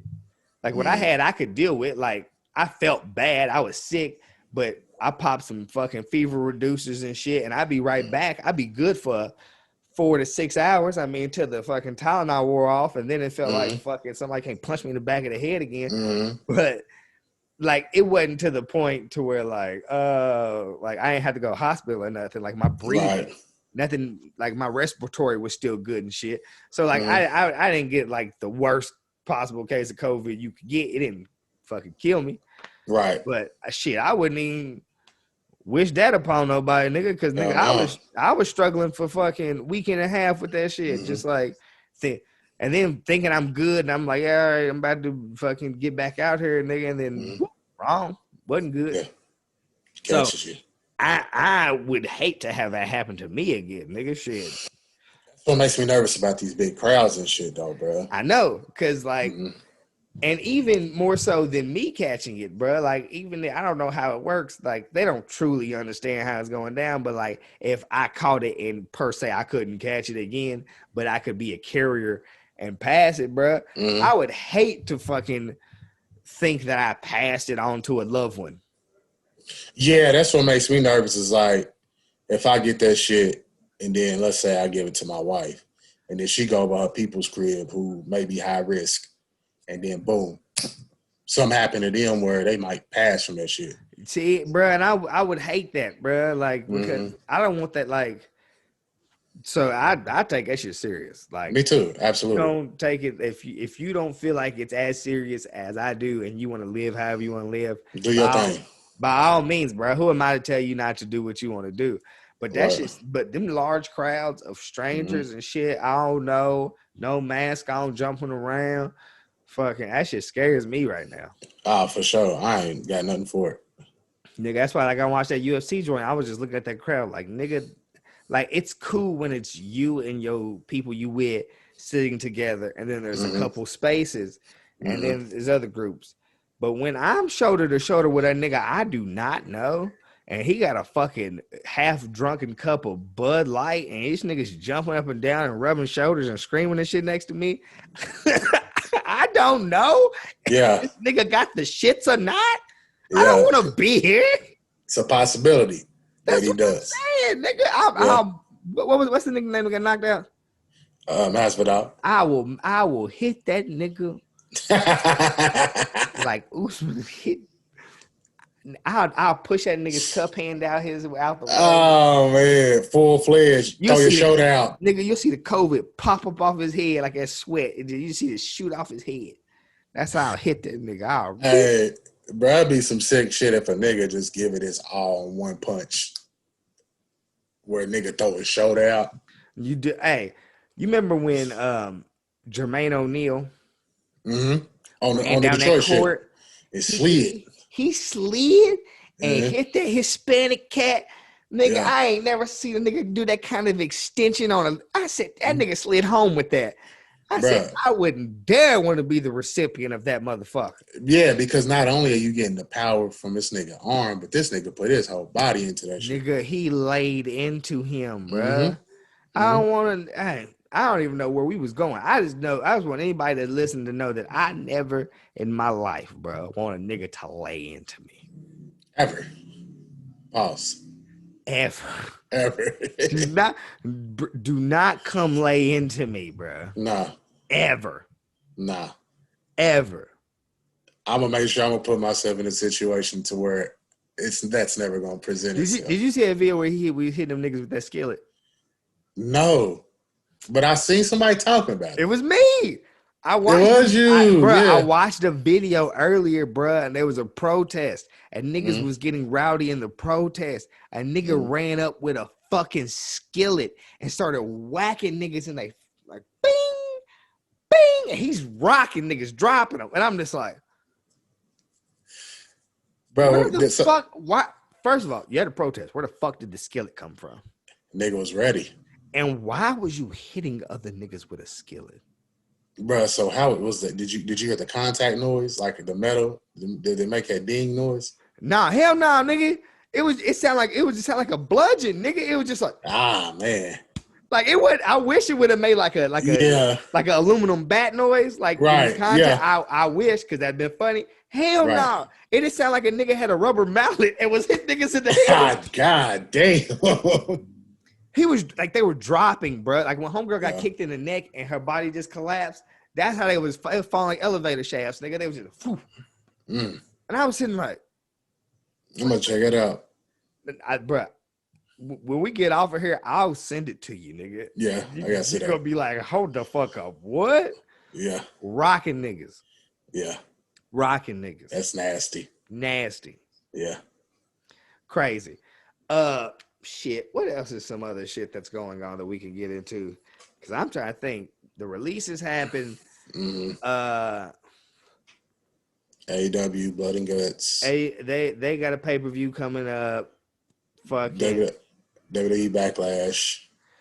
They're building their card. I feel like it's gonna be a good card. The matches are gonna. It feels like. Let me tell you what it feels like. What's it feel like? It feels like. All right, here's our WrestleMania B card. Are they gonna do Roman versus Cesaro? They haven't told us yet, but I know. Yes. So you think Friday? You think that's it for Daniel Bryan? Reports have come out that his contract's ending soon, and he said he wants to go elsewhere. So, he wants to go wrestle elsewhere. That's what he said. I thought he was just wanting to retire. No, he wants to go to a different company. He wants to go wrestle elsewhere. That's the reports. That's what I've read. Mm-hmm. There could be rumors. It could be all fabricated. Mm-hmm. But what I've read is his contract is ending soon. He wants to go wrestle elsewhere. I think this is the way they get him off of TV. Wow. Bye, nigga. I'm tired of your shit anyway. I'm tired of the yes shit. Thing is I personally have never been a big Daniel Bryan fan. Me neither. But I like his position in the company right now because he picked up where Cena left off, where it's like the up and coming talent who needs to wrestle a big name. He allows them to wrestle a big name, to see niggas like. No Daniel Bryan, bro. Would Cesaro be raised at right now? Because Daniel Bryan is pretty much pulling a Paul Heyman and being Cesaro's advocate. Yeah, he also helped propel Jey Uso. You see what I'm saying? It's a few Cena was doing that, and now Daniel Bryan's doing it, and they trying to have Randy do it on fucking Raw, but I feel like Randy, that's not his character. It's not his character, and bro, Randy's not. That's not the time for him right now. To see Riddle beat Randy, I was like, was disgusting. That's Randy Orton. Why wouldn't you give this nigga a run at trying to break Rick's record? Same reason they stopped Triple H from doing it. What's Randy, 12 or 13? I know he's double digits. 12. And what's Triple H, 14? Yep. Cena's 15.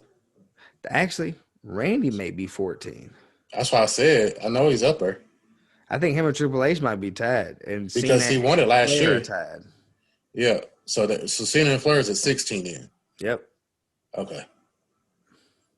And I think that's where they at. I don't know if Cena.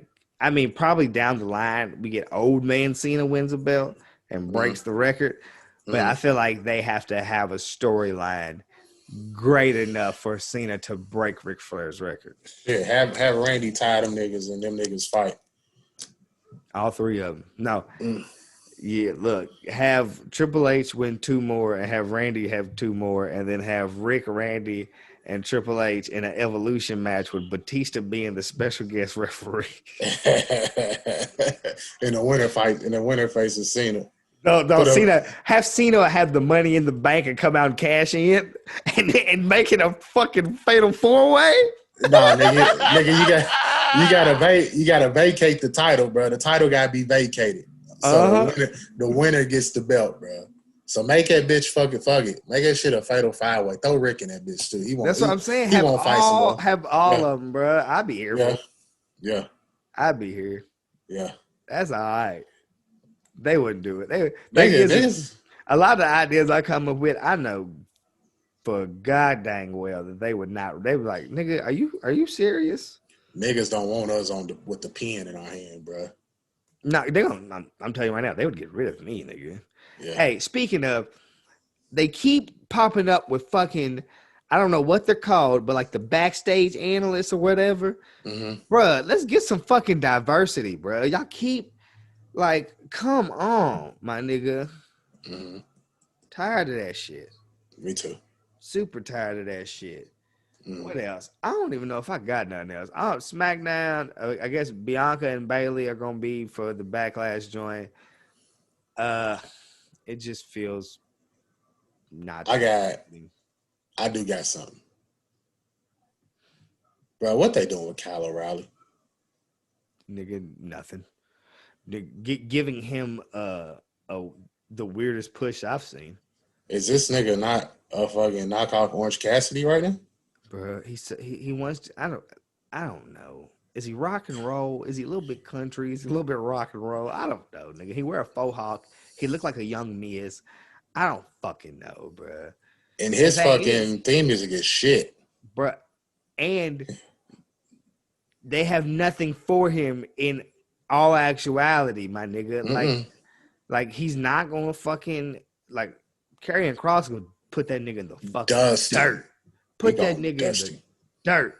And then fucking, like, what would he go for, the North American Championship? Like, I believe it. Like, fuck out of here. Yeah. I don't know, bro. It's dope they're giving him a solo push. He's a tag team wrestler, in my opinion. I don't know where Bobby Fish is at. That nigga might be fucking done for. That nigga injury prone. That nigga's prone. For sure.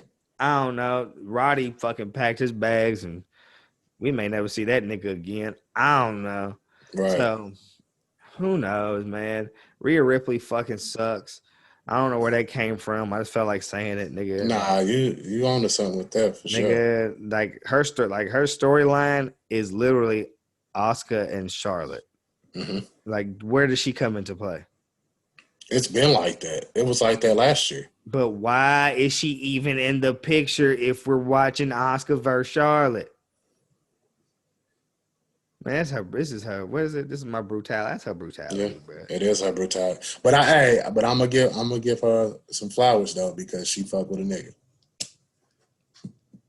Nigga, that's her brutality, bro. I'm not listening.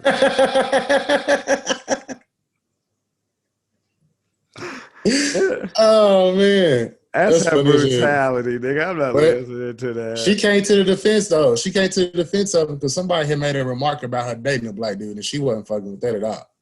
I thought she was a lesbian. Me too. But can't judge a book by its cover. I don't even know why I thought she was a lesbian either. The way she come down to the ring, though. Yeah. She's real punk rock, so I don't know. She may be a fucking... That's her brutality. Yeah, she might be pegging that nigga for all we know. Watch out, bro. What? Don't tell me she might be pegging it. Nigga, imagine her throwing that boot down and stomping right before she pulled the strap out, nigga. Watch out, bro. she back her blowing the nigga back out doing the to the theme song though. You remember how Cam was doing the Dougie in fucking Paid in Full? Yeah. She back her hitting the pegging a nigga, bro. Oh shit. To the theme music in the background though. Yeah, this is mine. Why is that the pop in my head, bro? Bro, my nigga over thinking to himself, what the fuck did I get myself into? Hell yeah, he probably is. Like, yeah, fuck, nigga. Right, but you know, I make shit up, so she not pegging him, but it'd be funny. That gets I say she might not be, but she could possibly be. We don't know. I don't know. It's all speculation at this point. Hey, have you ever seen that clip with CM Punk and Stone Cold? It was like WWE 2018, 2K18 or whatever, and they had a sit down with Stone Cold and CM Punk. It was like a what if segment. Yes, and they were asking what would it be like if they was in each other's locker rooms, and then Stone Cold goes crazy, and then afterwards goes pure speculation. He said maybe using my if I felt like it, I'd come into your locker room, you know, right? Hit you with a stumper, hit you with a stunner, drop you on that stack of dimes you want to call a neck.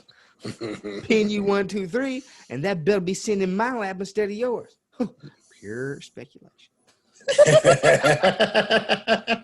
That's some funny ass shit, nigga. Because he said it afterwards, like pure speculation. So nonchalant. So nonchalant. Yeah. Fucking man. I ain't got nothing else. You got anything? No. That's pretty good. Let me got to the shit. Yeah, we covered a bunch of shit. Let me give a shout out to fucking my man's I'm gonna tell you what, at a certain point, I'm gonna have to learn this nigga's actual name. Fucking 859 Fines. My nigga, he was at the Drunken Flea Market over the weekend and he had a whole fucking rack of wrestling. Damn, I missed that shit. It was raining. Yeah, it was pouring, nigga. Yeah, his name Jamin though. Boom, there you go. Blanton. Yeah. Shout out my nigga, man. Thing is when I went and I bought some shit, you know, he always got some shit and he always looks out too. He good people. Yeah. Yes. He was saying how he heard us mentioning last pod and was like, "Thank you for like the shout out and shit." But I copped some fire from him, man. So I want to give him a shout out. I'm about to check him out. Yeah, nigga, I ended up with a fucking for some reason I have a love for crew t-shirts. So like staff shirts, like WWE crew. He had a couple of them I copped. And I copped a Taz t-shirt. That'd be dope. I felt like it was, and that's why I bought it. Yeah. It was a Taz joint. And I said, you know what? I loved Taz growing up. I need a Taz tee. But the one that was dope, but it wasn't my size, he only had it in a small. It was the 2006 Backlash pay-per-view shirt from the Backlash that was held at Rupp Arena. Vince and Shane versus Shawn Michaels and God. I remember that shit. Bruh, banger of a tee, bruh, but he only had it in a small. And I'm so heartbroken, bruh, because I keep searching for that t-shirt, and it's like impossible to find in my size. He had a dope-ass Shawn shirt that he put on his story. It was like black and it had like the blue hearts all over it. The all over print joint. Yeah, that shit was hard. Bruh, crazy, bruh. Have you seen how much them bitches go for? No. What they hit for? 200. His shit don't be too crazy either. No. Yeah. super limited shit, it's harder to get off of him because I think he likes to keep them for himself because he's a collector as well. But like, yeah, very reasonable price and shit. But I've been looking online at fucking AOPs. That's what they're calling them online. All over prints, vintage all over prints, bro. They start at like 150.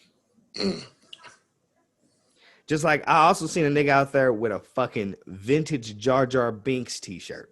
I don't know if you know anything about Star Wars. I'm a big Star Wars guy, and this Jar Jar Binks shirt was so fucking fire. And it's a hard fucking t-shirt to find. So I'm thinking I'm gonna be able to, you know what I mean, talk to my nigga, get it for a good price. I'm like, hey, so what's the ticket on this? That nigga looked me square in my eyes and said 160. And I said, damn. Ain't for me.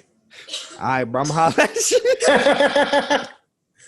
Maybe not. Maybe down the road. Because whatever I was going to lower him down to was still more than I was going to try to pay. Nah, for sure. And what niggas don't know is, and I hate to break the news to niggas, man, I'm the king of buying the bootleg. So that's what I'm saying. Yeah, nigga, you think I won't buy the bootleg tee? Y'all you wrong. Y'all see it on me. Y'all get it. Bro, because like let's be real, bro. Okay, if it's a designer, I probably stay away from the knockoff. Yeah, but a graphic tee, you niggas can't tell me nothing. No, what's that you got on? Is that a Sean? Nah, this is just a random Keith Haring hoodie I got on. Okay. I'm still in my work clothes. Cause look, nigga, I'm over here like, cause you be coming out with some pieces, bro. Sound like this nigga got an HBK hoodie on. Nah, nigga. See, the thing is I was gonna buy some wrestling hoodies, but then I was like, would I wear them? Not right now, anyway. That's what I'm saying. Like, look, the way WWE does shit, I feel like they release their shit at the wrong time, but they never did hoodies and shit in merch before. Like the hoodie is a new thing that WWE is trying out.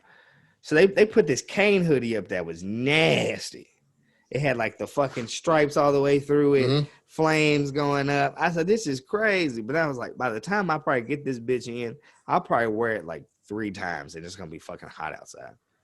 But the good thing is, though, when they drop that shit, you catch it on sale because of the seasons. Bro, you're talking to a clearance shopper. Nah, Karen told me.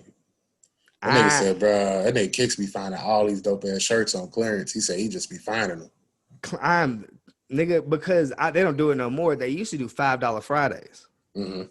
And I would go to the website on $5 Friday. Nigga, I would fucking do the search fucking refine to do only what I was looking for, nigga. And do it $25 later, nigga, I have that's a sting. I'd have 5 something tees. Like that'd be me, bro. I'd buy because the way merch goes in WWE, bro, shit lasts what? You end up with new merch every 2 months, 3 months. Bro, you wait on some shit. You catch it, nigga. They got an Iconics tee on the joint right now, bro. $5.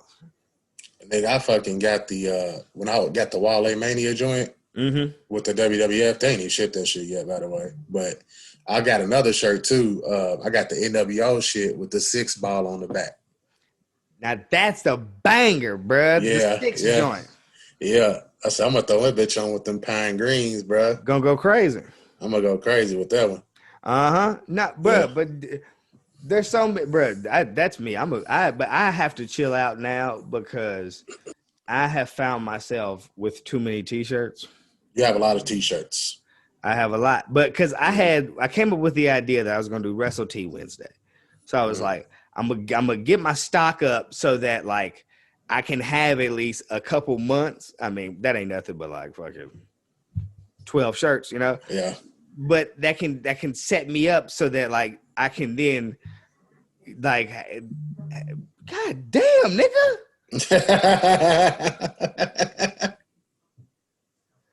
Bro, it's the same person, bro. Send it all in one fucking message. Yeah. God damn. But I had came up with the idea for Wrestle T Wednesday, so I was thinking, let me get a little collection going right now, so then I can stack up some more bread and then buy more T-shirts as it goes along. I have found myself, I never stopped buying T-shirts. So you got more than what you bargained for, bruh. So much so, I have now, like, I don't know if I remember everything I've ordered. So you got some shit just sitting that's brand new. I got this fucking Triple H and Stephanie fucking tee that's nasty. I ain't even unfolded the motherfucker yet. Oh man. And when I tell you that in the mail coming to me, I still have somewhere around 15 shirts being delivered currently. And I probably shouldn't be saying that out loud, but that's the fucking dark hole that I entered, bro. You got chill. I've told myself I'm done. Yeah. I'm done, bro. I can't just for a little bit, at least for a little bit. I'm gonna tell you right now, if I've lost quite a bit of weight within the last year or two. So I went from a 3X and now I'm down to an XL. So a lot of my shirts no longer fit. Like a lot of my wrestling shirts that I had are 2Xs. So I had a handful of XL. So I'm thinking, if I'm gonna do this shit for a whole year, I need to buy more shirts. Bruh, I'm at the point now to where I'm good for the year. If I was to post a shirt every Wednesday for the rest of the year, I don't need to buy no more shirts. It is, I think I've found it's like an addiction at this point. Yeah, it gets that. Yeah, because let me tell you, the worst part is I get it from my parents, bro. They're bargain shoppers, bro. My mama can't pass up on a deal. I'm gonna tell you what I know. If it's a deal, she'll use it because it's a deal, even if she don't need it. And I think I've got that in me too, bro. So I catch shit for the love, and it's like, how can I pass this up? That's why I be telling my wife, bro. She don't be fucking with it because I be buying a lot of shit. But I'm like, this is a deal though, fam. Like, this shit not gonna be this. It ain't gonna be this much next month. But she's like, that's where I've come. See, I don't know if you run it by her or not, but that's the position I've got myself into, where I see it and I want it. I need to go verify with somebody else. Hey, check this out. Look at the price. Should I get it? Not saying that their opinion is the end all be all, but maybe they may make me realize that, no, I don't need this. I already have 10 fucking Kane t-shirts. Nah, she does that. I have to do that shit. Not just because I have to, but I have to for me. That's what I'm saying. Like, my judgment may not be the best judgment because I'm only thinking about my personal gratification. Same. That's it. Like, when I show you and I bust it down to you, at that point, you can give me an outsider's perspective. Like, come on, bro, you know you don't need this. And it's fucking $50. Do you need to spend $50 on this shirt? And I'm like, you know what? You are right. I don't need to spend fucking $50 on a fucking in your house Kane t-shirt. Yeah. When I have 5 Kane t-shirts that I've not even fucking ever wore yet. Yeah. I'm right there with you. Yeah. But that's me, bro. And that's why when I went to the fucking homeboys joint and I'm just looking through them tees and I'm just like, I want 10 of these bitches. But I know that if I buy 10 of these bitches, this is going to be $200. Do I need to spend $200 when I got 30-something shirts that I've yet to put on? No. And like, I used to be that way with sneakers. And that was a way more expensive fucking hobby. Bro, I'm like that with sneakers. Like, I got the Travis 4s, bro. And then I got them UNC ones that just dropped. I'm getting them UNC 4s, bro, on Wednesday. But it's like, I don't even need them. But I got the UNC 3s. Like, I don't even need them. Me working at Foot Locker was a blessing, bro. If I didn't ever got that job at Foot Locker, I would be where you at today, bro. Foot Locker is the only thing that got me out of getting every fucking release I wanted. I'm chilling. Man, I'm chilling for a grip. Oh man, I chilled all the way out, bro. And like Yeah. the crazy part is I have so many shoes from all the years that I've been buying shoes that nigga, I could only imagine if I was still buying shoes at that rate. Like I would have like in my living conditions right now, bro, I would be living on shoe boxes. Yeah. Like because I don't have enough space, bro. And it went from you want me to tell you how it went? I went from collecting sneakers to collecting figurines. And I have no space for figurines. And now it's moved to fucking t-shirts. And I have no room for sneakers, figurines, and t-shirts. My shit looks like I'm a hoarder. I mean, you like what you like though, bro. Completely. Yeah. Nigga, before I went to the A, bro, niggas that came into my media room would sit there in like awe. Like, bruh, you have 2 bookshelves of nothing but wrestling figurines. I remember you. I remember you was doing that shit. Nigga, and these are just the ones that are not in packages. Yeah. I have shit that I've never cracked out the case that I put elsewhere. Like, it's sick. Yeah. So I gotta run shit by people to be like, man, do I need this? Because if I don't, bro, you'll look up and I'll have fucking. I just hope one day I never get into collecting wrestling belts. Yeah, I thought about buying a belt, but this nigga Karen was like, bro, what you gonna do with it? I'm gonna tell you what I do with them. I was like, nigga, I'm walking around the city with that bitch. I did that for a while. People looked at me like I was fucking crazy. I used to carry my fucking NXT belt into Walmart, bro. Crazy. Nah, but I think it's dope to have on display man cave or shit like that. Yeah. It's dope. Like it brings an aesthetic to the room, you know? Yeah. I'm gonna do that. So like next year we gonna try to buy another house and we gonna get one to where I can. That's a good idea, bro. That's what I'm gonna get the belt for. Nigga, I got 3 title belts laying on my fucking bedroom floor collected dust. I know you got the NXT belt. What else you got? I got a fucking big gold belt with kicks on it. Fucking the WCW joint? Yeah. Okay. I got that, and then I got the fucking WWE championship. Did you spray paint kicks on the? No, nigga, I got a Kicks nameplate on there. Oh, that's hard. Yeah, I got it custom made. I called it on a deal. When I was in the A, bro, and COVID was hitting, I was the only nigga working because I was an essential worker. So I was getting paid very well. Yeah. And had nothing to go do to spend my money on. And when you go to the crib, it wasn't nothing to do but play video games. Fucking, we would make music and shit, scroll the internet, nigga. So I had a little bread stacked up, nigga. I seen that getting a custom made had went on sale like tremendously. Yeah. Nigga, I think it ended up being like $190 to get it. Oh man. I said, sign me up. Sign me up right fucking now, nigga. Yeah. Yeah. And that bitch came quick too. I think I'm gonna get the white Intercontinental. That's a cool. I like it. I like that belt. There's a few of them I want, bro, but I just know that I know how I am, and once I get started, I have this weird fixation with like I gotta complete the series, and it's like, no, I don't gotta complete the series, bro.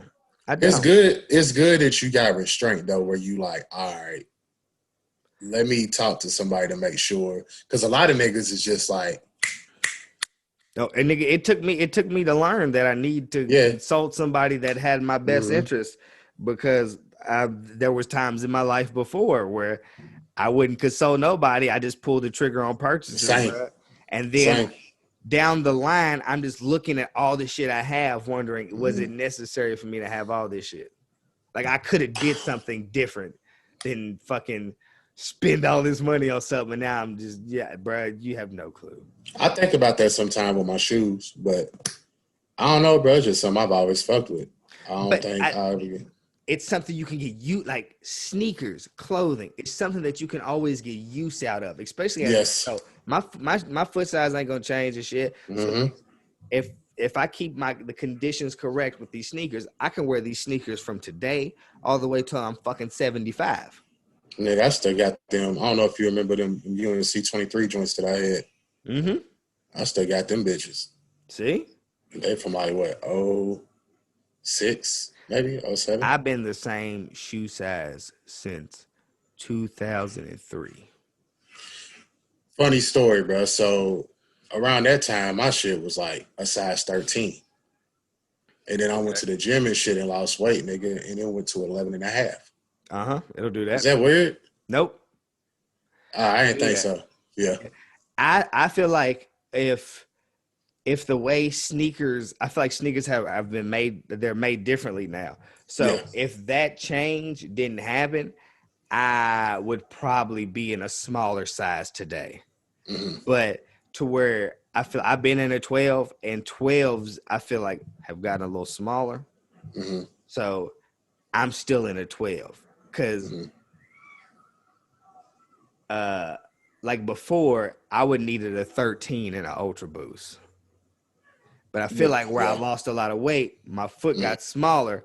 I'm still in a 12 because it fits still a little snug. So I lucked out in that base, but like I have to get my forces in at 11 now. Yeah. So you lose weight, everything gets a little bit smaller, you know. So that's how it go. Lucked up, but I've been in a fucking 12 since 2003. If that tells you anything. Yeah. That nigga, and people are like, damn, nigga, you got some money, you got these. And it's like, do I, nigga? Because I got these in 2005 when these was $100, and this is that same pair. Facts. I ain't got money, nigga. I've just had the same fucking size foot since I was in fucking late middle school, early high school, bro. So if I could keep shit in good enough conditions. That's what it's all about. You take care of them bitches. Nigga, I'm gonna tell you what though, I for as much shit I've taken care of, as much shit I haven't taken care of, and I got some things that I put on my feet right now, and them bitches turn into fucking I don't even know what nigga look like salt bait. Them bitches just crumbling at the fucking feet. Same. Bro, I got so many shoes I fucked up. I used to be hard on shoes, bro. Nigga, it's crazy, bro. Yeah. You can't keep shit in the you can't keep shit in the right. Let me tell you, the worst part is the weather conditions. You got to keep shit in good weather conditions, or it's over. Yeah. Yeah. One time I went to Florida for vacation, and I came back, and something happened in my room at my parents' crib. I was still in high school, I believe, to where my whole hat collection got ruined. The room had got flooded, and the room got flooded, and then like the whole room got molded. I showed up, there were slugs and shit all over my stuff. Oh shit! I opened my fucking closet. Every one of my hats were just like covered in mold. Oh wow! I had to throw away upward of like 75 hats. I've been sick. Hey, I've been sick. I'm gonna tell you what. I didn't wear hats for a little bit after that, and then once I got back into hats, I ain't wore another hat but a fucking Angel Lifer hat. You ain't see, nigga ain't see me in a hat other than an Angel Lifer hat, bro. Yeah, that's your go-to, but that motherfucker's hard. Once I got back into hat, once I was like, all right, I'll start wearing hats again, bro. Like that was it. Because nigga, first one thing I know, I could keep. The worst funny part is niggas probably think that's the same hat. I did. I've had like 4 of them of that hat. I'm about to say, nigga had a whole box of them when he moved, before he moved, like just chilling. And nigga, like if you go see my vehicle, bro, you'll look in the back window of my vehicle, you'd be like, hold on. There's 3 of these bitches back. That's funny as shit. Hey, I remember when I switched it one time, I took the pins off and I put the pins back in the same spot, and I put the hat on. I said, what y'all think? They said, what the fuck are you talking about? I said, the hat, bro, what you think? They said, nigga, you've been wearing this hat for like 2 years. I said, bro, this is a new hat. Like, nah, it's the same hat. You can't tell this one ain't broke in yet? Like, goddamn. Right. Niggas don't know. But that's been me, bro. I've been wearing this same hat now because I don't ever want to come to the point where I got a bunch of shit and then I come to it and it's all gone. And I'm like, nah. You got PTSD from that shit. I do. Yeah. And I've never ventured back out again. I feel it. Fuck them, man. Fuck them. Right there. It hurt my heart. I bet, bro. Well, we've come to the end of the pod. Yes, sir. You know what time it is. Before we do this, let me just say shout out to everybody that's been watching our pod. Yeah, we got definitely. this shit. Yeah, we got this shit started, and we keep going. Oh yeah. We gonna keep giving y'all the content. Just keep paying attention, and it's gonna keep getting better for sure. Oh yeah, from here. We're still at the beginning, bro. That's the crazier part. Is we're just getting things going. And I appreciate anybody that's tuning in and actually watching, sharing, any of that shit. Yeah, I like that shit too. That's love. Truly appreciate it, bro, because coming from somebody who loves wrestling and has a passion for talking about things he loves, it's not easy because I've had niggas come to me and be like, hey, bro, why don't you do something else? And I'm just like, yeah, I hear you. You think I'm entertaining. You love to want to listen to me talk about shit, but you're not interested in wrestling. So this doesn't really do it for you. Shout out to anybody this does this for, because that's who we do this for. Absolutely. And we gonna keep going. Yeah, man. Sure. Like, nigga, I don't like no disrespect to anybody, but like, you gotta understand, my nigga, like, I am a wrestling fan and I would love to listen to niggas like us talk about wrestling. Yeah, and we know what we talking about. We not making That's shit what up, I'm saying, bro. Because like I listen to other shit, bro, and it just doesn't do it for me sometimes. So like, I know that there's a missing piece. Like there's like we the missing piece. Yes, you know what I mean. Like so, you know what I mean. It's an even balance. If you want to hear me talk reckless about some crazy wrestling shit, nigga, tune in, bro. And you gonna hear some other shit too. Yeah, I mean, because we're not like our main basis is wrestling, but we tie it into life. And it's the life that we know and we live. And that's who we're trying to reach out to. We're trying to bring that perspective to light.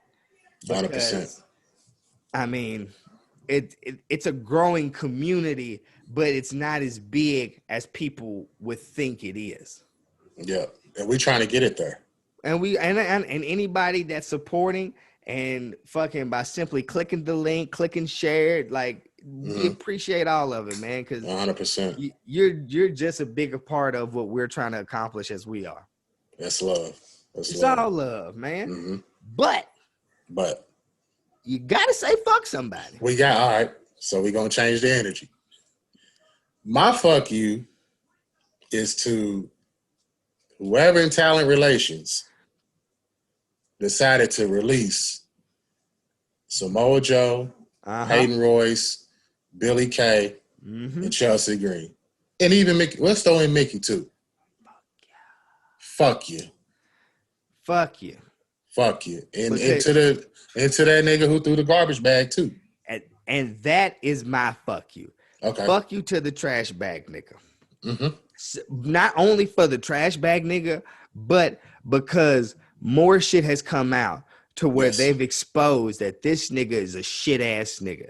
And he's been doing shit ass shit for too long. And karma finally caught up with his bitch ass. So fuck him and fuck talent relations for letting those amazing talents go. Absolutely. Because those people brought so much to the company, and it hurt a lot of people when they found out that these motherfuckers had been released. Yep. No person that came to me was happy about hearing the names released from the fucking list. Not at all. I received a few text messages that day like, bruh, can you believe this? And I'm just like, no, I fucking can't. Bro, my wife's a casual wrestling watcher, and she had went somewhere, and she had texted me and was like, they released Samoa Joe? Like, that was just, like, she'll watch a pay-per-view. She knows who everybody is, but she's not Monday, Tuesday, Wednesday, Thursday, Friday. So when she was like, they released Samoa Joe, like, you don't release Joe, bro. You just don't. You figure it out. If he ain't got cleared by the doctors, you figure it out. You figure it out with Daniel Bryan. You figure it out. If his main goal is to wrestle, bro, you figure it out, man. Yeah. But I don't know. They're good. I don't know, bro, because a lot of the shit that I'm seeing floating around was they had to make budget cuts and they had to do this. It's like, that's the same thing. Fuck all that shit, nigga. Y'all fucking $1 billion company, nigga. Y'all can make whatever happen. Yeah. I mean, everybody can be let go, bro. So, but man, how you gonna let Joe go? And the way that I think it's just the way they did it, bro. Like it's just like Mania comes, it's the biggest event of the joint, and then literally like the next week you let all of these motherfuckers go. Like fuck y'all, bro. Fuck all y'all. Fuck them. Because Billy Kay and Samoa Joe hurt my heart, man. Well, everybody else, I'm kind of like, it hurts, but if I had to lose you, I had to lose you. But them two, it really hurt me because I enjoyed them every fucking week. I always look forward to Samoa Joe on commentary. I always look forward to Billy Kay doing her resume shit. Yeah. Always. So fuck you niggas for letting them go. And fuck homeboy for sending shit in the trash bag and being a piece of shit ass individual that they said you were, nigga. Nigga, I wish you well in your future endeavors, bitch ass nigga. Nigga, fuck you, nigga. Yeah. I don't even got nothing else to say because I'm gonna get real inappropriate, bro. Yeah. Big fuck you, nigga. Yeah. You know what I mean? Boom, boom, boom, boom. Yes, that's what I fucking wanted. Yeah.